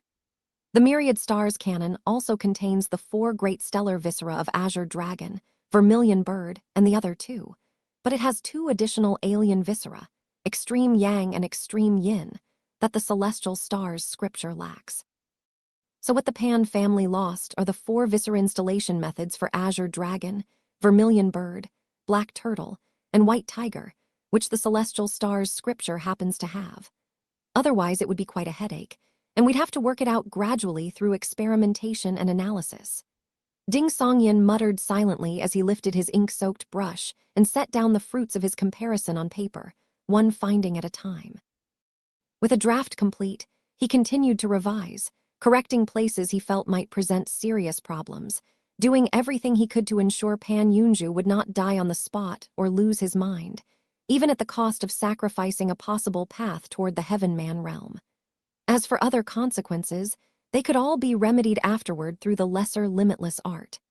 Another 2 hours passed. Before sunset, Ding Songyin returned to the main level of Kindling Hall, first returning the aperture forging section of the Celestial Stars scripture to Hu Chengzong. After he had put it back in the hidden chamber, Ding Songyin discussed with the Cultivation teaching elder which supplementary materials to select for the just completed viscera installation method. In this area, Ding Songyin was far less experienced than Hu Chengzong. With the plan settled, Ding Songyin brought Pan Yunju to one of the meditation rooms in Kindling Hall and sat beside Hu Chengzong, playing the part of an assistant. On behalf of Master Granduncle Hu, he handed over the thick sheaf of handwritten papers and said earnestly, "This is the completed method, Senior Brother Pan. Look it over and raise any concerns you have. Discuss them with Elder Granduncle Hu or with me. This soon." Pan Yunju was startled, his astonishment like something out of a dream. When he had been summoned, he assumed this would be a preliminary discussion to formally begin the process. Suppressing the confusion, disbelief, shock, and anxiety within him, Pan Yunju began to go through the papers. As he read on, his gaze gradually froze, his expression like a man who had just been struck on the back of the head. This all looks genuine. He hadn't installed the viscera yet, but every detail corresponded to the alien aperture condensation methods in the Myriad Stars canon. Amidst indescribable emotions, Pan Yunju finished leafing through the papers in a daze. He could find no flaws, and could not offer a single suggestion for revision. Seeing this, Ding Songyin spoke with a serious expression. "Senior Brother Pan, in the matter of completing martial arts, the Bright Knight sect has deep experience and accumulated knowledge. What the Myriad Stars canon is missing is precisely the 4 symbols viscera." At those words, Pan Yunju seemed to come alive again. His eyes moved around, and he said in disbelief, "This doesn't look like those viscera installation methods were simply transplanted over. Otherwise it wouldn't fit so perfectly. We naturally made adjustments according to the Myriad Stars canon. These are patterns accumulated over successive generations." Ding Songyin glanced over at Elder Granduncle Hu. Hu Chengzong shifted uncomfortably and gave a slow nod. "That's right." As a cultivation teaching elder of the Bright Knight sect, he rarely found himself in the position of telling lies. Something exploded in Pan Yunju's mind. His joy and excitement burst out like New Year's fireworks, instantly flooding every corner of his thoughts. The final step had come far too easily and did not seem quite real, but before it there had been hundreds, thousands, tens of thousands of steps. The weight of his joy and excitement was not diminished in the slightest by that ease. Has the completion of the art actually succeeded? Does the Pan family finally have hope? Pan Yunju's vision suddenly blurred. He couldn't help raising his right hand to wipe the corners of his eyes with his sleeve. Once he had calmed down somewhat, Ding Songyin spoke with a grave expression, his voice steady. "Senior Brother Pan, I have to warn you that completing an art is never a smooth road. There are serious dangers involved. Of those 2 generations in our Bright Knight sect who attempted it, only a handful came through unscathed. Among the rest, some deviated in cultivation and ended up bedridden and paralyzed, wailing in agony every day. Some went mad and hanged themselves. Some could never advance again with no prospects ahead of them, and some died on the spot. It is because generation after generation of our disciples were willing to stake their lives on verifying the methods that the Bright Knight sect was able to keep refining them and complete 2 of our foundational arts. Senior Brother Pan, although there is prior experience to draw on, we are completing a new art, and Master Granduncle Hu and the other cultivation teaching elders cannot guarantee there is no risk. Every outcome I just described could happen to you after you install the viscera. Senior Brother Pan, consider it carefully. Are you willing to accept these consequences by staking your own life and future to verify whether this completion is a success? Pan Yunju opened his mouth, about to answer yes on instinct, when the scenes junior brother Ding had just described suddenly rose before his mind's eye. He fell silent. After a moment, he said in a low, hoarse voice, "Give me a few days to think it over." Leaving Kindling Hall, Pan Yunju walked down the stone steps in silence and made his way back to the Alpine Lake area. By now the sun had already set in the west, its last traces of light scattered over the lake, still locked under ice and piled with snow. At a glance, the scene felt bleak and cold. Pan Yunju stood gazing for a while, then made his way to the dining hall in a distracted daze. He was about to pick his dishes as usual when a sudden impulse seized him. He dug a leftover silver ingot from his pouch and handed it to one of the dining hall workers. "Bring me a jar of rose dew, a small jar of Guangning Sheadeazi, and also steamed ribs with taro, 7-spice roasted chicken, fish head stewed with tofu." He ordered a heap of dishes. At the Bright Night sect, every disciple received their standard daily meals at no cost. But eating better, drinking wine, or ordering extra dishes required paying out of pocket. The dishes and wine Pan Yunju had ordered covered an entire square table. He unclipped his saber and set it aside, then stared blankly at what lay before him for a full 5 minutes. He reached out and tore a drumstick from the 7-spice roasted chicken, pulling so hard the juices ran freely, exposing the various spices packed inside the cavity. He bit down, and the savory, fragrant skin and meat burst across his palate along with the juices. The taste suddenly stirred up memories of his early days out in the world, sleeping in the wild, living on dried rations and preserved fruit.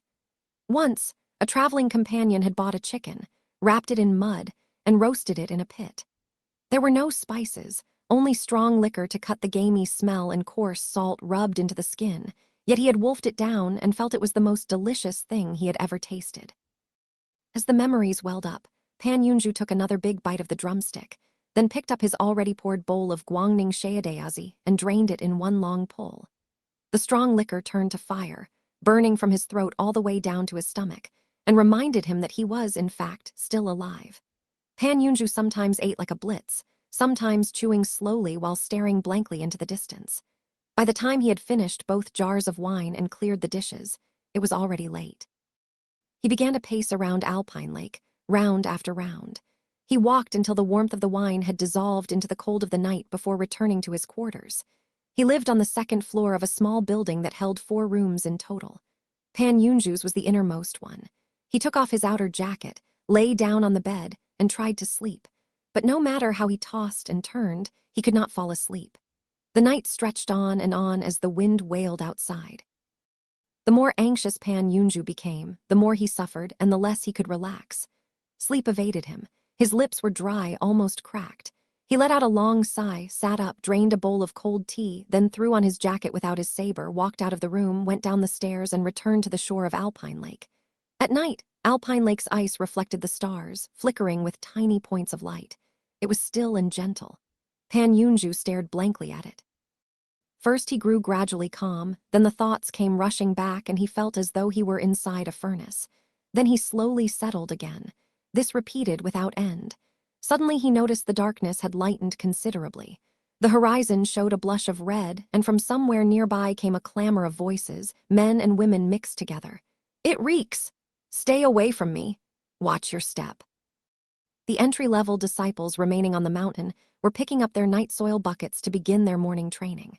For all their complaints, their faces were filled with a hope that was plain to see.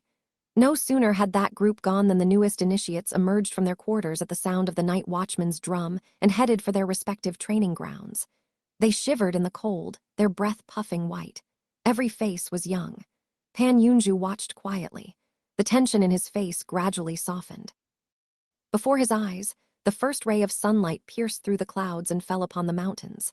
Before long, he spotted Ding Songyan heading toward the Dipper Mansion training ground with a steamed bun in his mouth.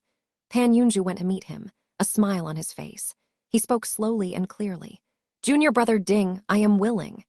Installing the viscera today." Having just made his decision, Pan Yunju had not expected to be dragged by junior brother Ding straight to the rear of Kindling Hall. What kind of situation is handing over the art the day before yesterday, completing it yesterday, and beginning the installation today? Isn't there supposed to be time spent gathering materials and constructing the alien viscera? Isn't there supposed to be an assessment of his temperament and physical condition? Isn't he supposed to go into seclusion for a few days to settle his mind? Isn't this too fast? So fast it feels like a con, afraid the target might change his mind. Ding Songyan ticked off his fingers. The viscera installation method was completed yesterday. The corresponding alien viscera come from the celestial stars scripture, and the sect has all the required materials on hand. Constructing the first one, the Azure Dragon, is fairly straightforward. It takes half an hour at most. And the fact that you were able to make this decision at all means your temperament poses no problem whatsoever. With everything ready, there's no reason to wait. Today it is. But, Pan Yunju tried to push back. He had made his decision, but he still needed to settle himself mentally and get into the right frame of mind. At the very least, he ought to eat what he wanted to eat, drink what he wanted to drink, and do what he wanted to do. No buts, strike while the iron is hot. The first surge carries you, the second falters, the third gives out. Ding Songyan spoke at a rapid clip. In the spacious room, furnished with a bed and a table, lit by many lamps and candles, Hu Chengzong was already constructing the Azure Dragon viscera. A small length of spring-reviving deadwood served as the base, onto which the star constellation corresponding to the Azure Dragon had been inscribed with cerulean jade powder and other materials. At the dragon's horns, eyes, and tail, 4 alien apertures needed to be forged from special materials. The myriad stars canon and the celestial stars scripture were not identical in this regard. The celestial stars scripture's Azure Dragon viscera required only 3 alien apertures. Pan Yunju watched with his heart pounding. Just then, Ding Songyan finished preparing a bowl of dark medicinal broth and brought it over. Thinking of how Pan Yunju was the eldest of his generation in the Pan family, Ding Songyan was reminded of the famous joke about Wu Daling being served his fatal medicine. He chuckled softly, "Eldest son, time for your medicine." "What medicine?" Pan Yunju blurted out. "Numbing powder," Ding Songyan said with a half-smile. "Drink it in one go, wake up, and it'll all be over. No need to feel anxious, no need to be afraid." Though it felt like junior brother Ding was trying to trick him, Pan Yunju thought it over briefly, then took the bowl of numbing powder and drained it in one go. Hesitation before battle was natural enough. But once the die was cast, there was nothing left to waver over. Before long, having made no effort to resist with his true chi, Pan Yunju sank into a deep sleep and lay back on the white-draped wooden bed. Once Hu Chengzong had finished preparing the Azure Dragon viscera, he lit all the lamps and candles and began treating the various thin blades with his true chi. What followed looked no different from open abdominal surgery for the spectating Ding Songyan. The Azure Dragon viscera was placed near the spleen, its roots connecting to the corresponding flesh layer by layer. Throughout the process, Hu Chengzong also used his candle flame true chi to protect Pan Yunju's heart meridian and ancestral aperture against any mishap. Sterilizing with true chi, steady hands, sharp eyes, a thorough grasp of the body's structure. Master granduncle, who is practically half a surgical specialist. Only half because he knows nothing except aperture forging and viscera installation. The sect has other people for treating disciples, external and internal injuries. Ding Songyan assisted Hu Chengzong dutifully. Once the cultivation teaching elder had finished installing the Azure Dragon viscera, Ding Songyan placed his right hand on Pan Yunju's shoulder. His star sequence true chi flowed into Pan Yunju's meridians, guiding Pan Yunju's own true chi into the Azure Dragon viscera to travel slowly along the star constellation pathways that had been inscribed on it. Ding Songyan felt Pan Yunju's body rejecting the alien viscera. But as the true chi continued circling along its fixed path and passed repeatedly through the 4 alien apertures on the Azure Dragon, the two gradually merged into one. With the guidance complete, Ding Songyan could at last disperse his star sequence true qi and return to presence-absence myriad forms qi. To help Pan Yunju install the viscera, he had kept his apertures in the corresponding state after generating star sequence true qi the previous time, so as to avoid having to use the celestial heart imprint to divide his mind again. That needed to be used sparingly. Seeing that Pan Yunju was stable, Hu Chengzong went about closing up the abdomen with practiced hands. The darkness slowly turned red, then dissolved away into light. Pan Yunju forced his eyes open and saw Master Granduncle Hu and junior brother Ding standing beside him. "I'm not dead. Don't seem to have gone crazy either." Pan Yunju was about to speak when he heard junior brother Ding say, "Circulate your true qi along the pathways recorded in the Myriad Stars canon, and make the Azure Dragon Viscera your own." Pan Yunju immediately realized his situation. Having undergone viscera installation twice before, he set aside the impulse to feel relieved and recalled the contents of the Myriad Stars canon, guiding his true qi into circulation with practiced ease. This time, he could feel with absolute clarity that his body had gained a new organ. Time passed. When Pan Yunju opened his eyes again, he had a firm enough sense of his own condition. No deviation, no being stuck without progress, and certainly no sudden death or madness. He couldn't be certain whether this would let him become a grandmaster in the future, but at least he could keep walking forward in the great proliferation realm. The Pan family could keep walking forward too. Master Granduncle Hu, junior brother Ding, a great debt of gratitude cannot be put into words, Pan Yunju said, his voice weak. His eyes quickly blurred as though veiled in mist. It is the sect you should thank. Ding Songyan smiled slightly. Without the sacrifices of the founding generations, completing the art would never have been possible. Without my master's resolve, none of this could have been set in motion.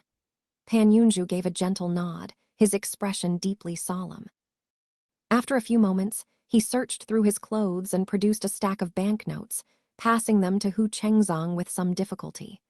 "Master Granduncle Hu, this is 3,000 taels. I have only just joined the sect and have not accumulated any merit, yet I have had my viscera installed ahead of others. I feel genuinely ashamed. Please accept this as some small compensation."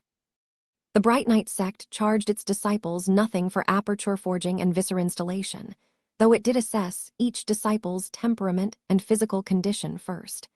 Disciples who passed the assessment still had to wait in line if materials were limited, queuing by contribution to the sect and personal talent.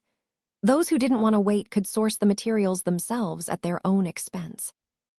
Aperture forging typically required 2 types of materials, never more than 3, and unless something extremely rare was involved, the cost was not prohibitive. By Ding Songyan's estimate, setting aside the 2 alien apertures that required special materials, the other alien apertures in the Celestial Stars scripture averaged about 50 taels each. That didn't account for the cultivation teaching elders' efforts. Unaffiliated cultivators seeking to forge apertures not only had to obtain the corresponding methods, but also gather the materials themselves and spend considerably to find a trustworthy physician to assist them. For viscera installation, excluding the White Tiger, which required the 7 metals, the other 3 averaged 300 taels each.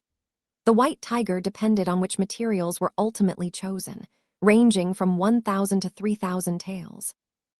Because the sect charged nothing for aperture forging and viscera installation, the Bright Knight sect required that disciples who collected relevant materials they didn't personally need and had no pressing financial hardship to turn them over to the sect. Ding Songyan did not stop Hu Chengzong from accepting the banknotes. He only smiled and said, "That's nearly enough to cover all the remaining alien viscera. And truthfully, your Myriad Stars canon has also helped complete our own arts." "That's as it should be," Pan Yunju said, his face pale. "If we're calculating, what would it be worth to have the sect complete the Myriad Stars canon for me?" "Well said. Debts of loyalty and friendship can never be measured with money." Ding Songyan silently approved. Hu Chengzong then produced a small bottle of medicine and handed it to Pan Yunju. "Jade Balm Scar Dispersal Powder. Apply twice daily, once in the morning and once at night. It will clear the scarring." Several days later in the afternoon, Zheng Zhuxi and her mother returned to Alpine Lake Town.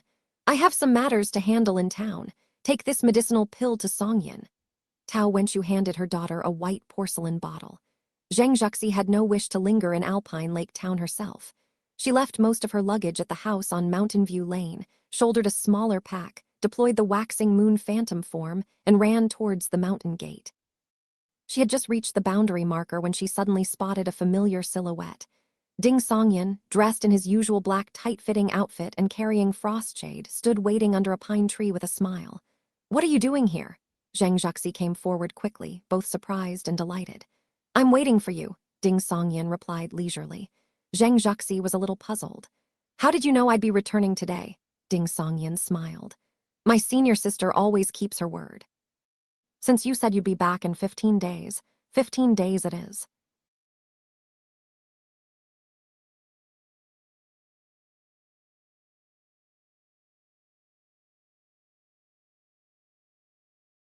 Though the compliment pleased Zhang Juxi, she didn't take it at face value. Her eyes wavered slightly, and she smiled at her junior brother. "Tell me the truth." Senior sister is getting harder and harder to fool. Ding Songyan cleared his throat. "Master sent a letter via pigeon to the sect 2 days ago to arrange some things. It wasn't spelled out, but I could deduce that you would be returning from the flame capital to Dingjiang Prefecture today. Had you lingered over breakfast and then set off at an unhurried pace, first taking a flying vessel to the prefectural city and then returning to the mountain from there, you would have arrived around this time." "I'll give you that one." Zhang Juxi's dimples showed. She glanced around and asked with a smile, "How long have you been waiting?" "Less than the time of an incense stick," Ding Songyan said straightforwardly. "You didn't need to come wait for me specifically." Zhang Juxi, dressed in a red and white padded jacket, walked alongside her junior brother toward Alpine Lake. "Doesn't it show respect for you, senior sister?" Ding Songyan said with a chuckle, without a trace of embarrassment. Zhang Juxi shot him a sideways glance, but the smile on her face didn't diminish in the slightest. The young woman stopped and produced the white porcelain bottle her mother had given her. "This is from my mother, a gift from her, the Dispelling Illness Longevity Extending Pill. Its primary purpose is to cure all ailments, but the added bonus of extending one's lifespan by 20 years makes it worth far more. Even with a great sum of money, you might not be able to buy one. There's no need for you to convey my thanks, senior sister. I'll pay my respects to Master in person when I see her tonight or tomorrow." Ding Songyan made no move to decline. He accepted the white porcelain bottle openly, pulled out the stopper, and looked inside. Inside was a vermilion medicinal pill, radiating a fresh and pleasing fragrance unlike anything ordinary. Just then, Zhang Juxi produced another small porcelain bottle that looked as though it were carved from green jade, and smiled. "Here, a gift your senior sister brought for you." "What is it?" Ding Songyan made no attempt to hide his delight. Zhang Juxi, her raven-black hair loosely pinned up, spoke with a relaxed expression. "The Crane Longevity Pill. It can extend one's lifespan by 10 years. My aunt received it as a birthday gift, but she took a similar pill when she was young, so the Crane Longevity Pill no longer works for her. My cousin is in the same situation, so he passed it on to me." "Then why don't you take it yourself, senior sister?" Ding Songyan paused. Zhang Juxi scoffed. "I don't need to consume years of my lifespan to cultivate." Ding Songyan was quiet for a few moments, then gave a slow nod. He opened the jade-like bottle, tipped the porcelain white pill out into his palm, and watched it roll around. A faint, sweet fragrance drifted up into his nose. Right there in front of his senior sister, he swallowed the Crane Longevity Pill on the spot. A cool current flowed down his esophagus and spread throughout his body, and he felt his whole spirit lift. Seeing this, Zhang Juxi's faint smile gradually deepened. She felt her thoughts had been received with gravity. Worried about conflicting medicinal effects, Ding Songyan first set the Dispelling Illness Longevity Extending Pill aside, then drew a booklet from his robes and said with a smile, "Senior sister, I brought a gift for you as well." Zhang Juxi was both surprised and delighted. She took the booklet and flipped through it, finding written on it in elegant hairpin-style small regular script the 10 characters of mystical past true nature preservation art. "What is this?" She looked up at Ding Songyan with a puzzled expression. "A secret manual of the Imperial Daughter sect, something I obtained while tracing my origins." Ding Songyan glanced left and right. "Let's discuss the details in my courtyard." The New Year festivities had passed, and the shores of Alpine Lake were crowded with people and prying ears. "All right." Zhang Juxi gave a small nod and followed Ding Songyan to his courtyard. entering the quiet room he used for meditation and writing down his cultivation insights.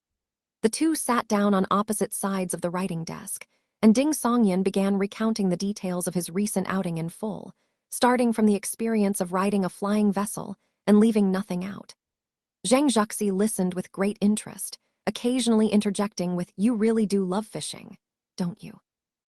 When Ding Songyan finished explaining his idea for using the accumulating water's divine art to strengthen the kindling passes to candle sword technique, Zhang Zhuxi said thoughtfully, "If you can't look through the accumulating water's scripture at second Brother Xing's place, I might be able to think of something.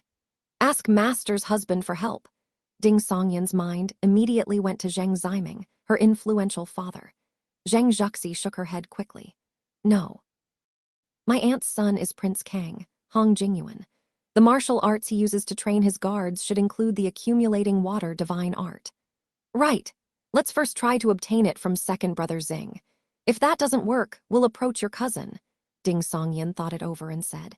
He continued recounting what happened next, and Zhang Zhuxi found herself growing tense without realizing it, feeling a considerable degree of vicarious unease. It was more terrifying than any horror story in a storybook. Because 7th G had been muddled for so long, he had forgotten much of his basic knowledge, and there were gaping vulnerabilities in his mind and spirit. The dream sword worked remarkably well. Ding Songyan had just finished reviewing the first Grandmaster battle of his life. Zhang Zhuxi was reconstructing the scene in her mind and asked offhandedly, "Old Jiang had a formidable senior sister." "I made that up." "Mostly because I have a formidable senior sister of my own," Ding Songyan said with a quiet laugh. Zhang Zhuxi couldn't help rolling her eyes, though the corners of her mouth turned into a smile as she pressed him further. "And what about the nether lightning that struck when old Jiang performed the soul seizure? I drew from Master Yan Chanking's experience." Ding Songyan had nearly blurted out Master Yan, but caught himself just in time. "So, in the 3-lifetime dream you gave old Jiang, how much of it was actually based on his own experiences?" Zhang Zhuxi asked, both amused and curious. 20 or 30% maybe. I didn't know much about him. His soul seizure of his own disciple was real as that came from his own memories. Being purged from the sect was real too. But whether it was his senior sister who carried it out, that I couldn't say," Ding Songyan said as he recalled. Zhang Zhuxi thought for a moment. "I've heard that the current sect master of the Imperial Daughter sect is indeed a woman, a supreme master. But she only took over the sect over 20 years ago, so she's certainly not from old Jiang's generation. She must be from the disciple generation, or even the grand disciple generation. But that doesn't mean he doesn't have the memory of being purged from the sect." Ding Songyan recalled the primary purpose of the mystical past true nature preservation art within the Imperial Daughter sect, and said thoughtfully, "What?" Zhang Zhuxi was completely lost. Ding Songyan didn't explain right away. Instead, he moved on to recount his findings from spirit channeling and searching the mud house. At the end, he said in a low voice, "Demoness Jai had already been there. She left behind her hand-copied version of this secret manual and a letter." As he spoke, Ding Songyan took Jai Hanni's letter from his robes, unfolded it, and slid it across to his senior sister, setting it beside the mystical past true nature preservation art. Zhang Zhuxi, who had been listening with concern, stared at the letter before her and looked up at her junior brother in astonishment. "He's letting me read this too. Just like that, he's letting me see it." Ding Songyan smiled. "You have treated me with sincerity, senior sister. I will do the same in return." Looking into her junior brother's eyes, which held a quiet smile, Zhang Zhuxi's expression of stunned surprise slowly faded. Her dimples appeared without her noticing as she picked up the letter and read it carefully. When she finished, the young woman was unsettled for a long while. After some time she muttered, "I can't help feeling that Jai Hanni really does treat you something like a second brother. Don't let the demoness fool you." Ding Songyan cautioned his senior sister instead. "Take what the master of the Sage Severing Way says as just words. It's hard to tell true from false. Either way, prepare for both possibilities." Zhang Zhuxi made a sound of acknowledgement, pressed her lips together, then looked at Ding Songyan with a bright and gentle gaze, choosing her words carefully. "But there is one thing Jai Hanni said that I think holds true. All that has passed is gone. Today is a new beginning. Whatever you may have been before has no bearing on how I see you. I only began to know you when we first met in the prefectural city, and came to understand you better from there. I have my own judgment of what kind of person you are. Ding Songyan had taken out Jai Hanyi's letter and recounted the whole story of old Jiang precisely to be honest with his senior sister and see how she would respond. But Zhang Zhaxi's words still left him momentarily lost in thought, even though he had been mentally prepared. He lowered his gaze, looked at Zhang Zhaxi with a smile, and said in a gentle voice, "Senior sister, those words of yours are the best gift I've received today." Zhang Zhaxi was suddenly a little flustered. You really have a way with words." She had been the one offering comfort and expressing approval, yet a single line from him had her feeling warmth spreading through her own chest. The young woman pressed her lips together and continued. "Besides, I don't think you're like that Jiang Cheng either. Though you may be, cunning and full of tricks," Ding Songyan put in playfully. "No, that's not it." Zhang Zhaxi instinctively denied it. "Though you may be clever and full of stratagems, you're not the sort of person who would willingly resort to seizing another's body to be reborn." Ding Songyan suddenly stood up, half joking and half in earnest. "Thank you for your trust and guidance, senior sister." Seeing the young woman's questioning look, Ding Songyan pointed to the mystical past true nature preservation art on the table. "I'm giving it to you for safekeeping precisely so that you can keep watch over me. From now on, the two of us will only practice the earlier portions of this art, the sections on cultivating one's nature, strengthening the spirit, tempering the soul, and concealing awareness, to fortify our own souls and sharpen our inner spirit against arts that directly attack the soul or the sea of consciousness. We will not venture into the later sections on reincarnation and seizing another's body." "Good." Pleasure rose to Zhang Zhaxi's face. Ding Songyan sat back down and said to his senior sister, "The Imperial Daughter sect is an upright and reputable sect, and so is the Bright Knight sect. As a disciple of the Sword of Rectitude and a junior brother to the Candle Heart Sword, how could I ever commit the act of seizing another's body? Besides, the earlier portions are relatively simple and easy to evaluate, so they aren't suited for tampering.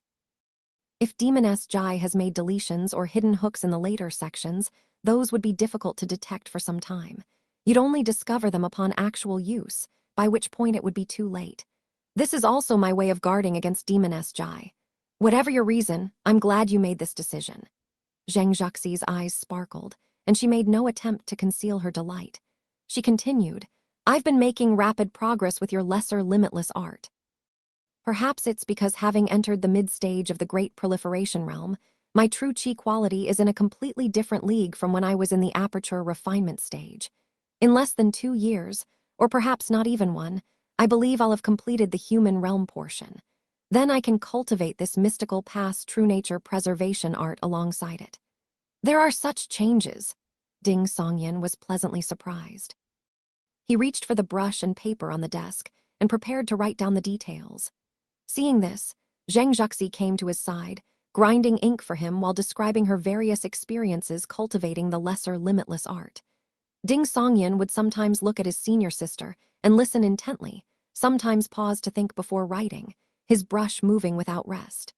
The afternoon sun cast its slanting light into the room, drawing long shadows from everything within it.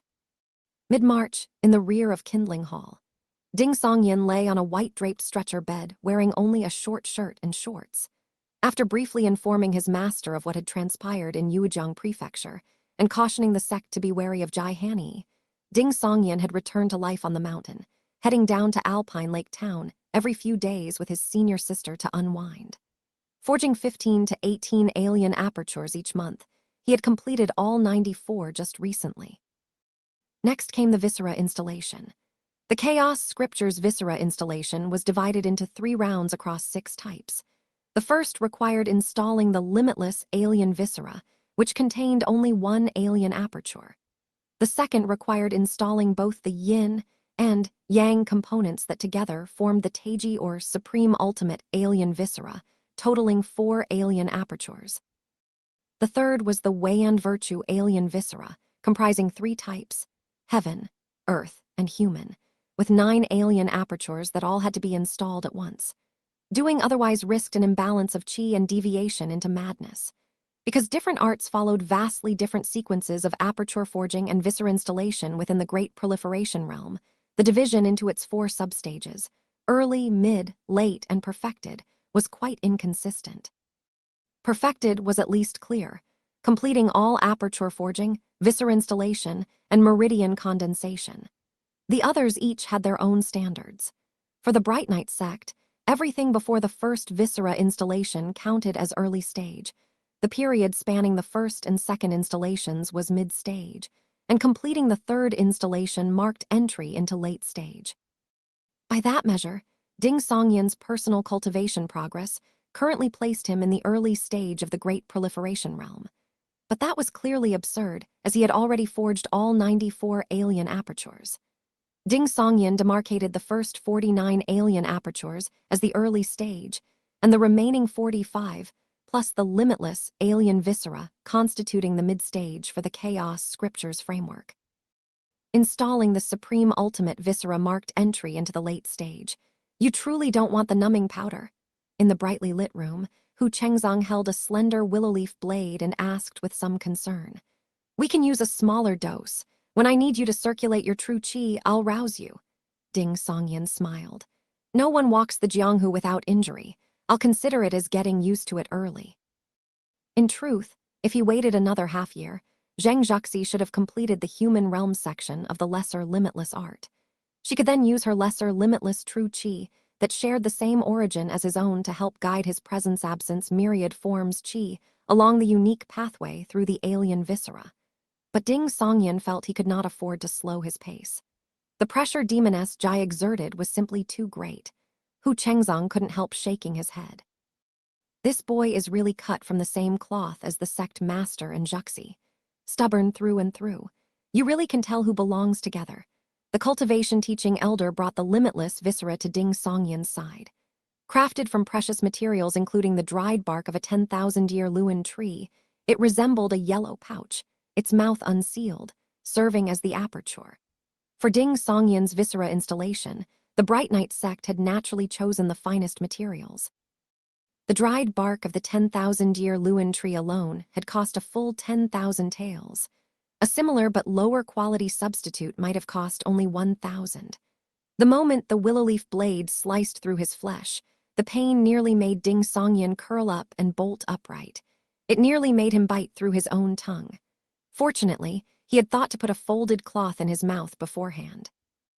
Biting down hard on the cloth, Ding Songyan tracked the movement of Master Granduncle Hu's blade while feeling as though the pain might purge his soul from his body, as though the top of his skull were about to split open.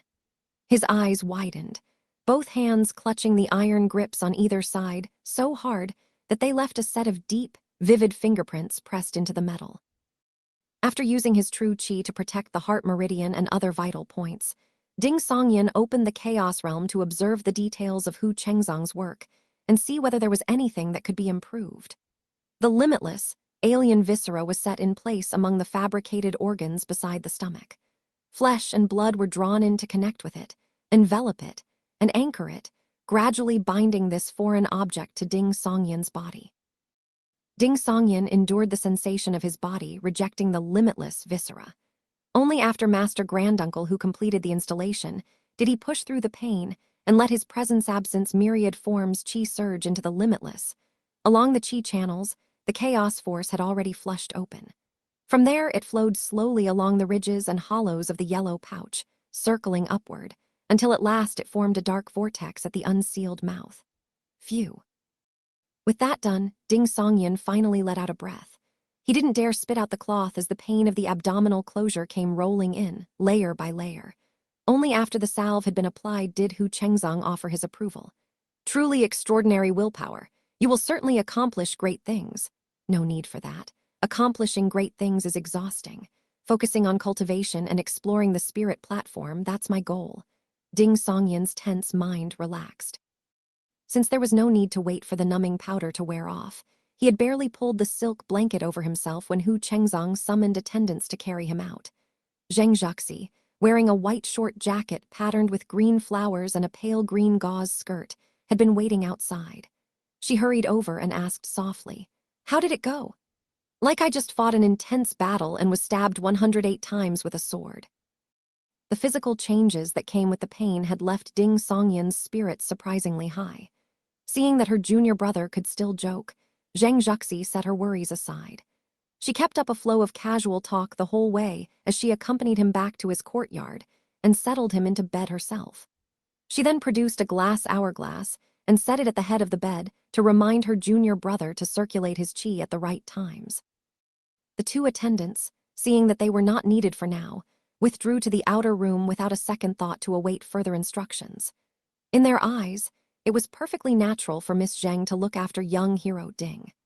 Not long ago, after Miss Zheng had the white tiger viscera installed, the sect master happened to be away on urgent matters for a few days, and hadn't young hero Ding and Miss Zhu taken turns keeping her company. He even read stories to her. Since last August, these two had been inseparable every single day. Anyone who claimed there was nothing to it would get nothing but disbelief. It had left no shortage of those who secretly had a crush on Miss Zheng nursing a sorrowful heartache. Zhang Juxi pulled up a chair and sat at the bedside, then produced 2 thick volumes from her robes. She smiled at Ding Songyan. One is the history of Wei. The other is this year's freshly published orchid rankings. I only picked up the Dingjiang Prefecture volume. Which would you like to hear first? At the start of March, after Zhang Juxi had the white tiger viscera installed, Ding Songyan's bedside readings for her had shifted to an adaptation of Flowers in the Mirror. He wove in the traits of the two-faced, the exemplars, and other peoples of the 100 species, discarded the original's second half, and told it purely as a travel narrative.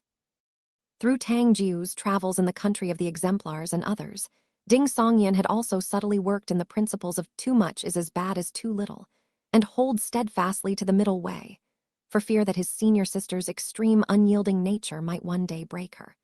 First, I want to hear what rank senior sister has just been assigned.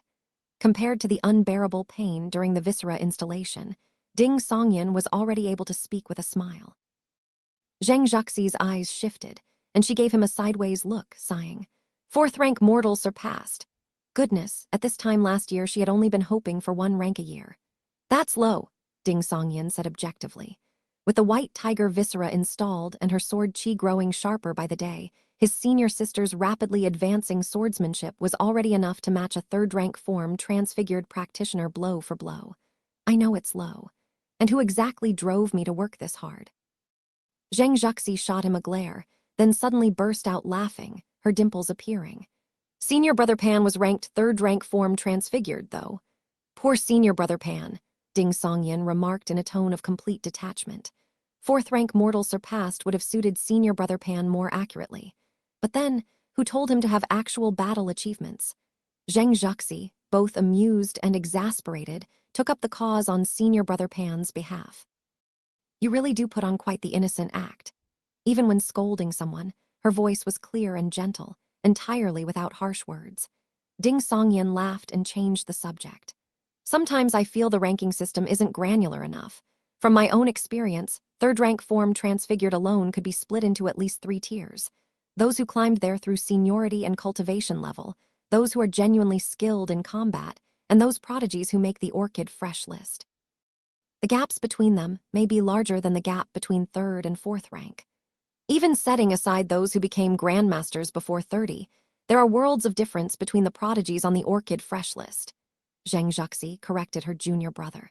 With a major realm ahead, the gulf between 3rd rank form transfigured and 2nd rank subtlety attuned was immeasurable, which meant 3rd rank form transfigured was packed with warriors whose actual strength varied enormously.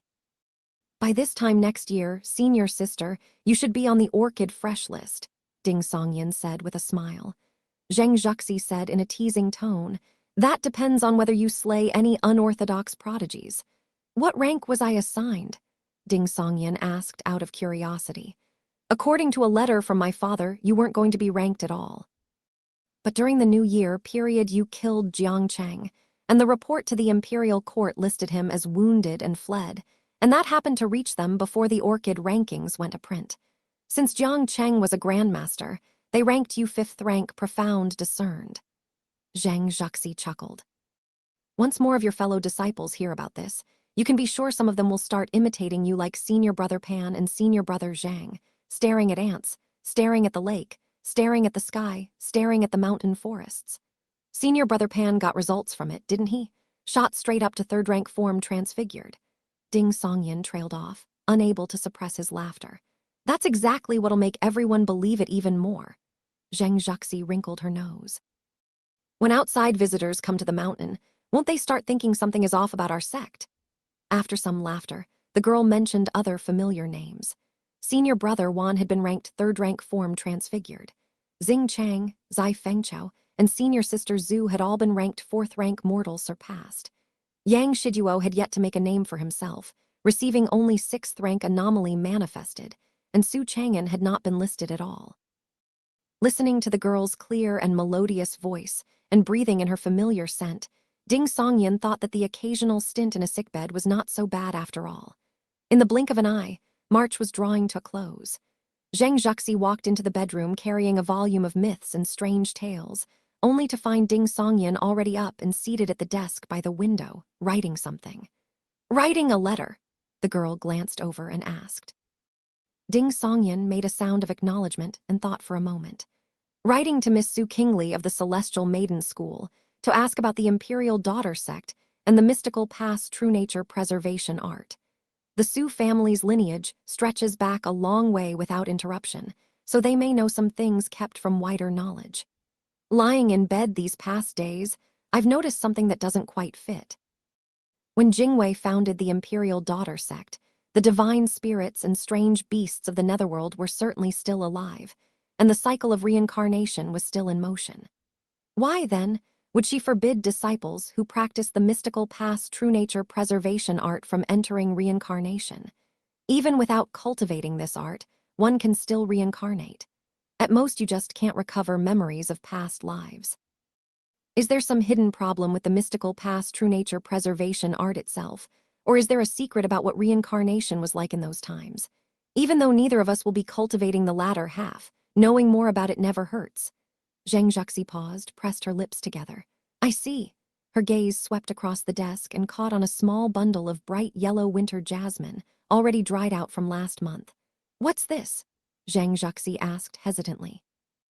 Ding Songyan smiled openly. You can't ask favors without courtesy. The South has nothing to offer, aside from a brief gift of spring's sprig. Zheng Zhuxi looked at her junior brother for a moment, then broke into a smile. Why not add something else? Miss Su is quite young, so she might prefer food or something amusing.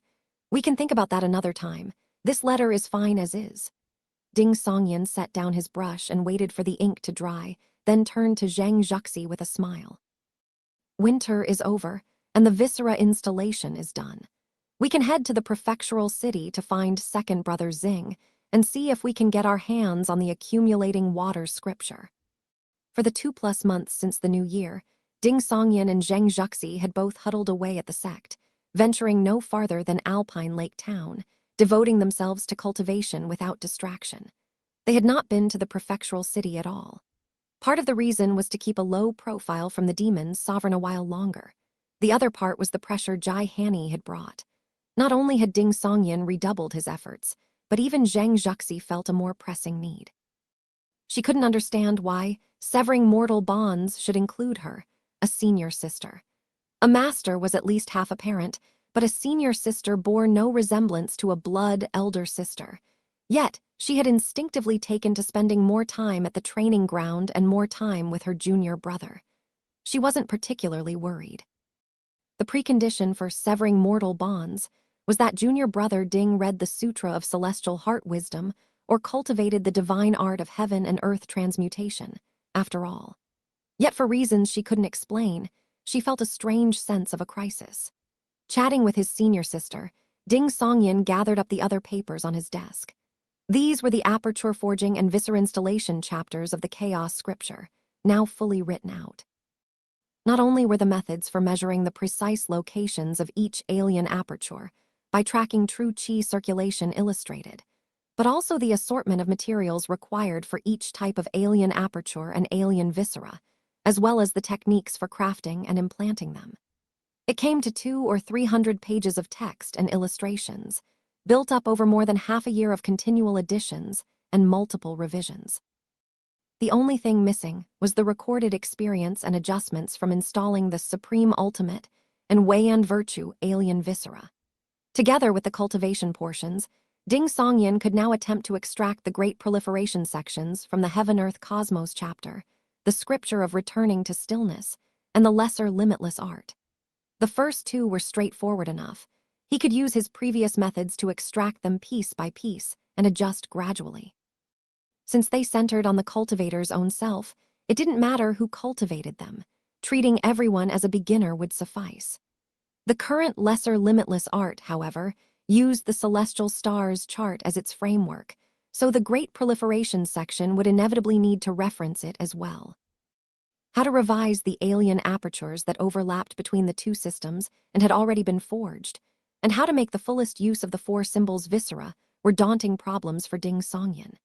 Even though setting these problems aside and sticking with the lesser limitless art as the primary text would work well enough, he still hoped to minimize any harm to his senior sister from cultivating both arts simultaneously. Every viscera installation that could be spared was worth sparing. Every alien aperture that didn't need major revision shouldn't be touched. That required a very deep understanding of the Chaos Scripture, the Celestial Stars Scripture, and the Candlelit Nocturne Sutra, and a near-fundamental grasp of the aperture forging and viscera installation methods of all three arts. Even for Ding Songyan, it was a challenge. He tidied up the cultivation texts, sealed the letter and flowers in an envelope, shouldered his pack, took up Frostshade, and rode with Zheng Zhuxi to the prefectural city. The setting sun bathed everything in spring light. The two arrived before dark at the military camp situated to the northwest outside Linjiang City.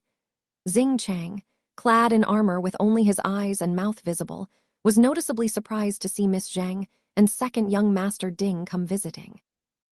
He led the two through the drill ground toward the barracks.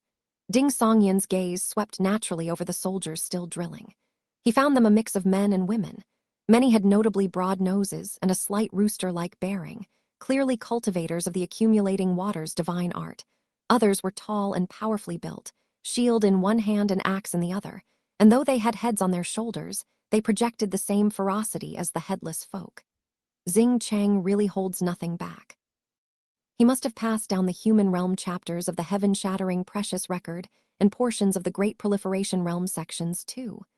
Ding Songyan watched with a surge of quiet admiration. The relevant passage from the secret classic of mountains and seas rose naturally to his mind.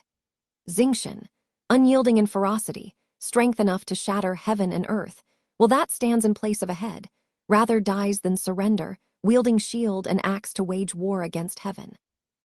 The corresponding lineage clearly emphasizes strength and will above all else. Ding Songyan withdrew his gaze and followed Xing Chang into the commander's quarters. Once seated, Ding Songyan went straight to the point. Second brother Xing, may I look through the accumulating waters scripture, the parts not involving the aperture forging and viscera installation sections. Knowing the headless folk were all straightforward and direct in manner, he adjusted his approach and skipped beating about the bush. The two eyes on Xing Chang's chest widened slightly as he looked at Ding Songyan. What do you want with that? I've crossed paths with a warrior of the accumulating waters divine art before, and noticed that some of its techniques and moves could be used to strengthen one of the 7 swords of Candlelit Night. How could I not be itching to explore that? Ding Songyan said plainly. Technically true, though you killed him. Zheng Zhuxi, listening to her junior brother's account, couldn't help muttering inwardly. Xing Chang thought for a moment. It's not that I'm unwilling to help you, but the imperial court has its rules. Without permission from above, I can't share it privately. The headless commander paused, then added, Second Ding, you have a nimble mind. Think of a way for me to show you the accumulating waters scripture within the bounds of court law. He knew his own nature was blunt. He was suited to the vanguard, not the commander's tent, so he simply turned to Ding Songyan directly, wanting to honor both his duties to the court and his obligations to a friend. Zheng Zhuxi glanced at her junior brother, her expression signaling, there's no need to put second brother Xing in a difficult position. I'll write to Prince Kang's household when we get back. Ah, Ding Songyan broke into a smile. Second brother Xing, as I recall you came to Dingjiang Prefecture to train troops on behalf of the court. His Majesty wanted to use the Xingchen martial arts alongside military strategy to strengthen the soldiers. How has that been going? The navel beneath Xing Chang's armor opened and closed. He sounded somewhat rueful. Difficult. The arts conflict with each other, so they can only train individually. His Majesty's intent isn't actually to improve the accumulating water's divine art. The soldiers who cultivate this military art are bursting with vitality and prone to fighting, so they're hard to keep in check. The main purpose of cultivating my species, combat arts, is to balance and restrain them. There may be ways to improve the coordination in terms of formations, techniques, and tactics. Ding Songyan's smile grew more apparent. That's not something you and your soldiers alone can accomplish.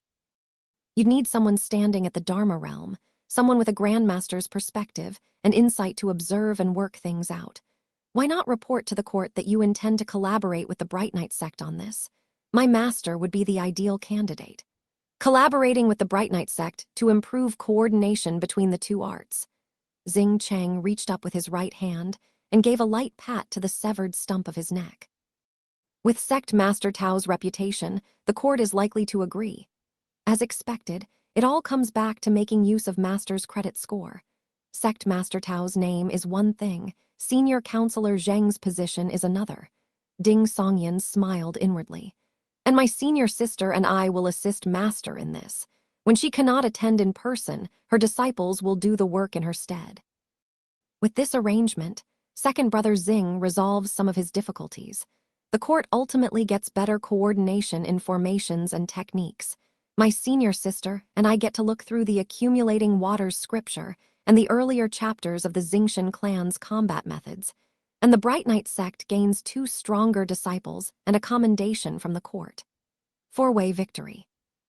As for whether other sects might think the Bright Knight sect was getting too close to the imperial court, Ding Songyan saw no reason to worry. The husband of the Bright Knight sect master was currently a senior counselor and a relative of the former dynasty's imperial family. Anyone who was going to think that had already thought it long ago. Zheng Zhuxi sat listening in a slight daze. It had clearly been a personal matter for junior brother Ding, yet in the blink of an eye it had become something entirely above board, proper, and balanced, with benefits for all parties. Xing Chang's navel opened wide, revealing 2 rows of white teeth. He too was momentarily at a loss for how things had turned out this way. Ding Songyan smiled and added, "The moment I entered the camp and saw the soldiers drilling, this idea came to me. But I didn't feel right hiding it from you, second brother Xing, so I stated my purpose first and the method after." He followed it with a self-deprecating remark. "Wouldn't want you to think I'm acting purely out of public spirit." Xing Chang was quiet for a moment, then said with genuine feeling, "Dong Songyan, you are clever but not deceitful, cunning but never concealing. A man worth calling friend." Zheng Zhuxi also turned a look of approval toward Ding Songyan. "I'm only like this with friends. With others, of course, I deceive and conceal. Besides, senior sister is right here. If she saw me deceive a friend, wouldn't that make a terrible impression?" Ding Songyan muttered to himself inwardly. Since they were already there, he went ahead and proposed a sparring session to Xing Chang. Zheng Zhuxi was equally enthusiastic. On the open ground before the commander's quarters, the two took turns sparring with Xing Chang, experiencing firsthand the fierce combat methods and immense strength of the headless folk. Each of them managed to eke out a narrow victory. Out of the camp, Zheng Zhuxi turned her head to look at Ding Songyan with a thoughtful smile. "Junior brother, the only problematic point in what you said back there, isn't it that why would my mother take on the task of improving battle formation coordination for the sake of one disciple's personal errand? It's only because second brother Xing is so straightforward that he didn't think it through. Otherwise, he would certainly have figured out your special standing within the sect. Are you being a little slow, senior sister?" Ding Songyan glanced at Zheng Zhuxi with an amused look. "You came along with me to see second brother Xing. Why would he find it strange that Master would agree? Besides, being able to strengthen the 7 swords of candlelit night is a great thing for the sect." "Oh, right." Zheng Zhuxi understood immediately. "So all along, I had merely been serving as a front." After treating his senior sister to a full meal at a restaurant, Ding Songyan brought Zheng Zhuxi back to the Ding family residence on Bayoping Lane and had the housekeepers and servants prepare the main room and the east wing. After a brief rest, Ding Songyan was just about to go look for Su Chang'an and Yang Shiduo to check in on their recent cultivation progress when the gatekeeper came to report that Liang Kaiyan of South Stone Lane had come seeking an audience. "Elder Liang." Zheng Zhuxi was mildly puzzled. After caretaker Zhu's matter was resolved, the two of them had had no further dealings with this fence chief of the prefectural city's underworld. So he's finally here. Ding Songyan's attention sharpened. He smiled at the gatekeeper. Please show Elder Liang to the front hall.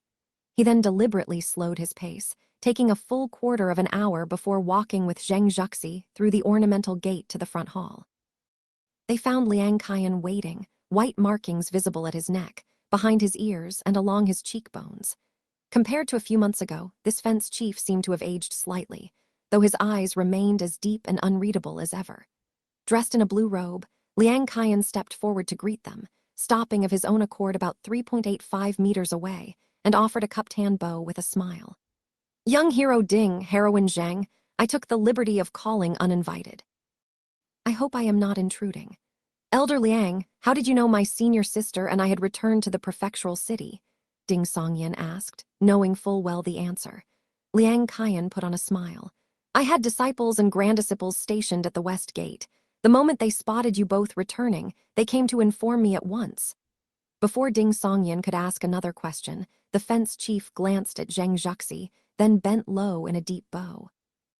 I beg heroine Zheng and young hero Ding to save me.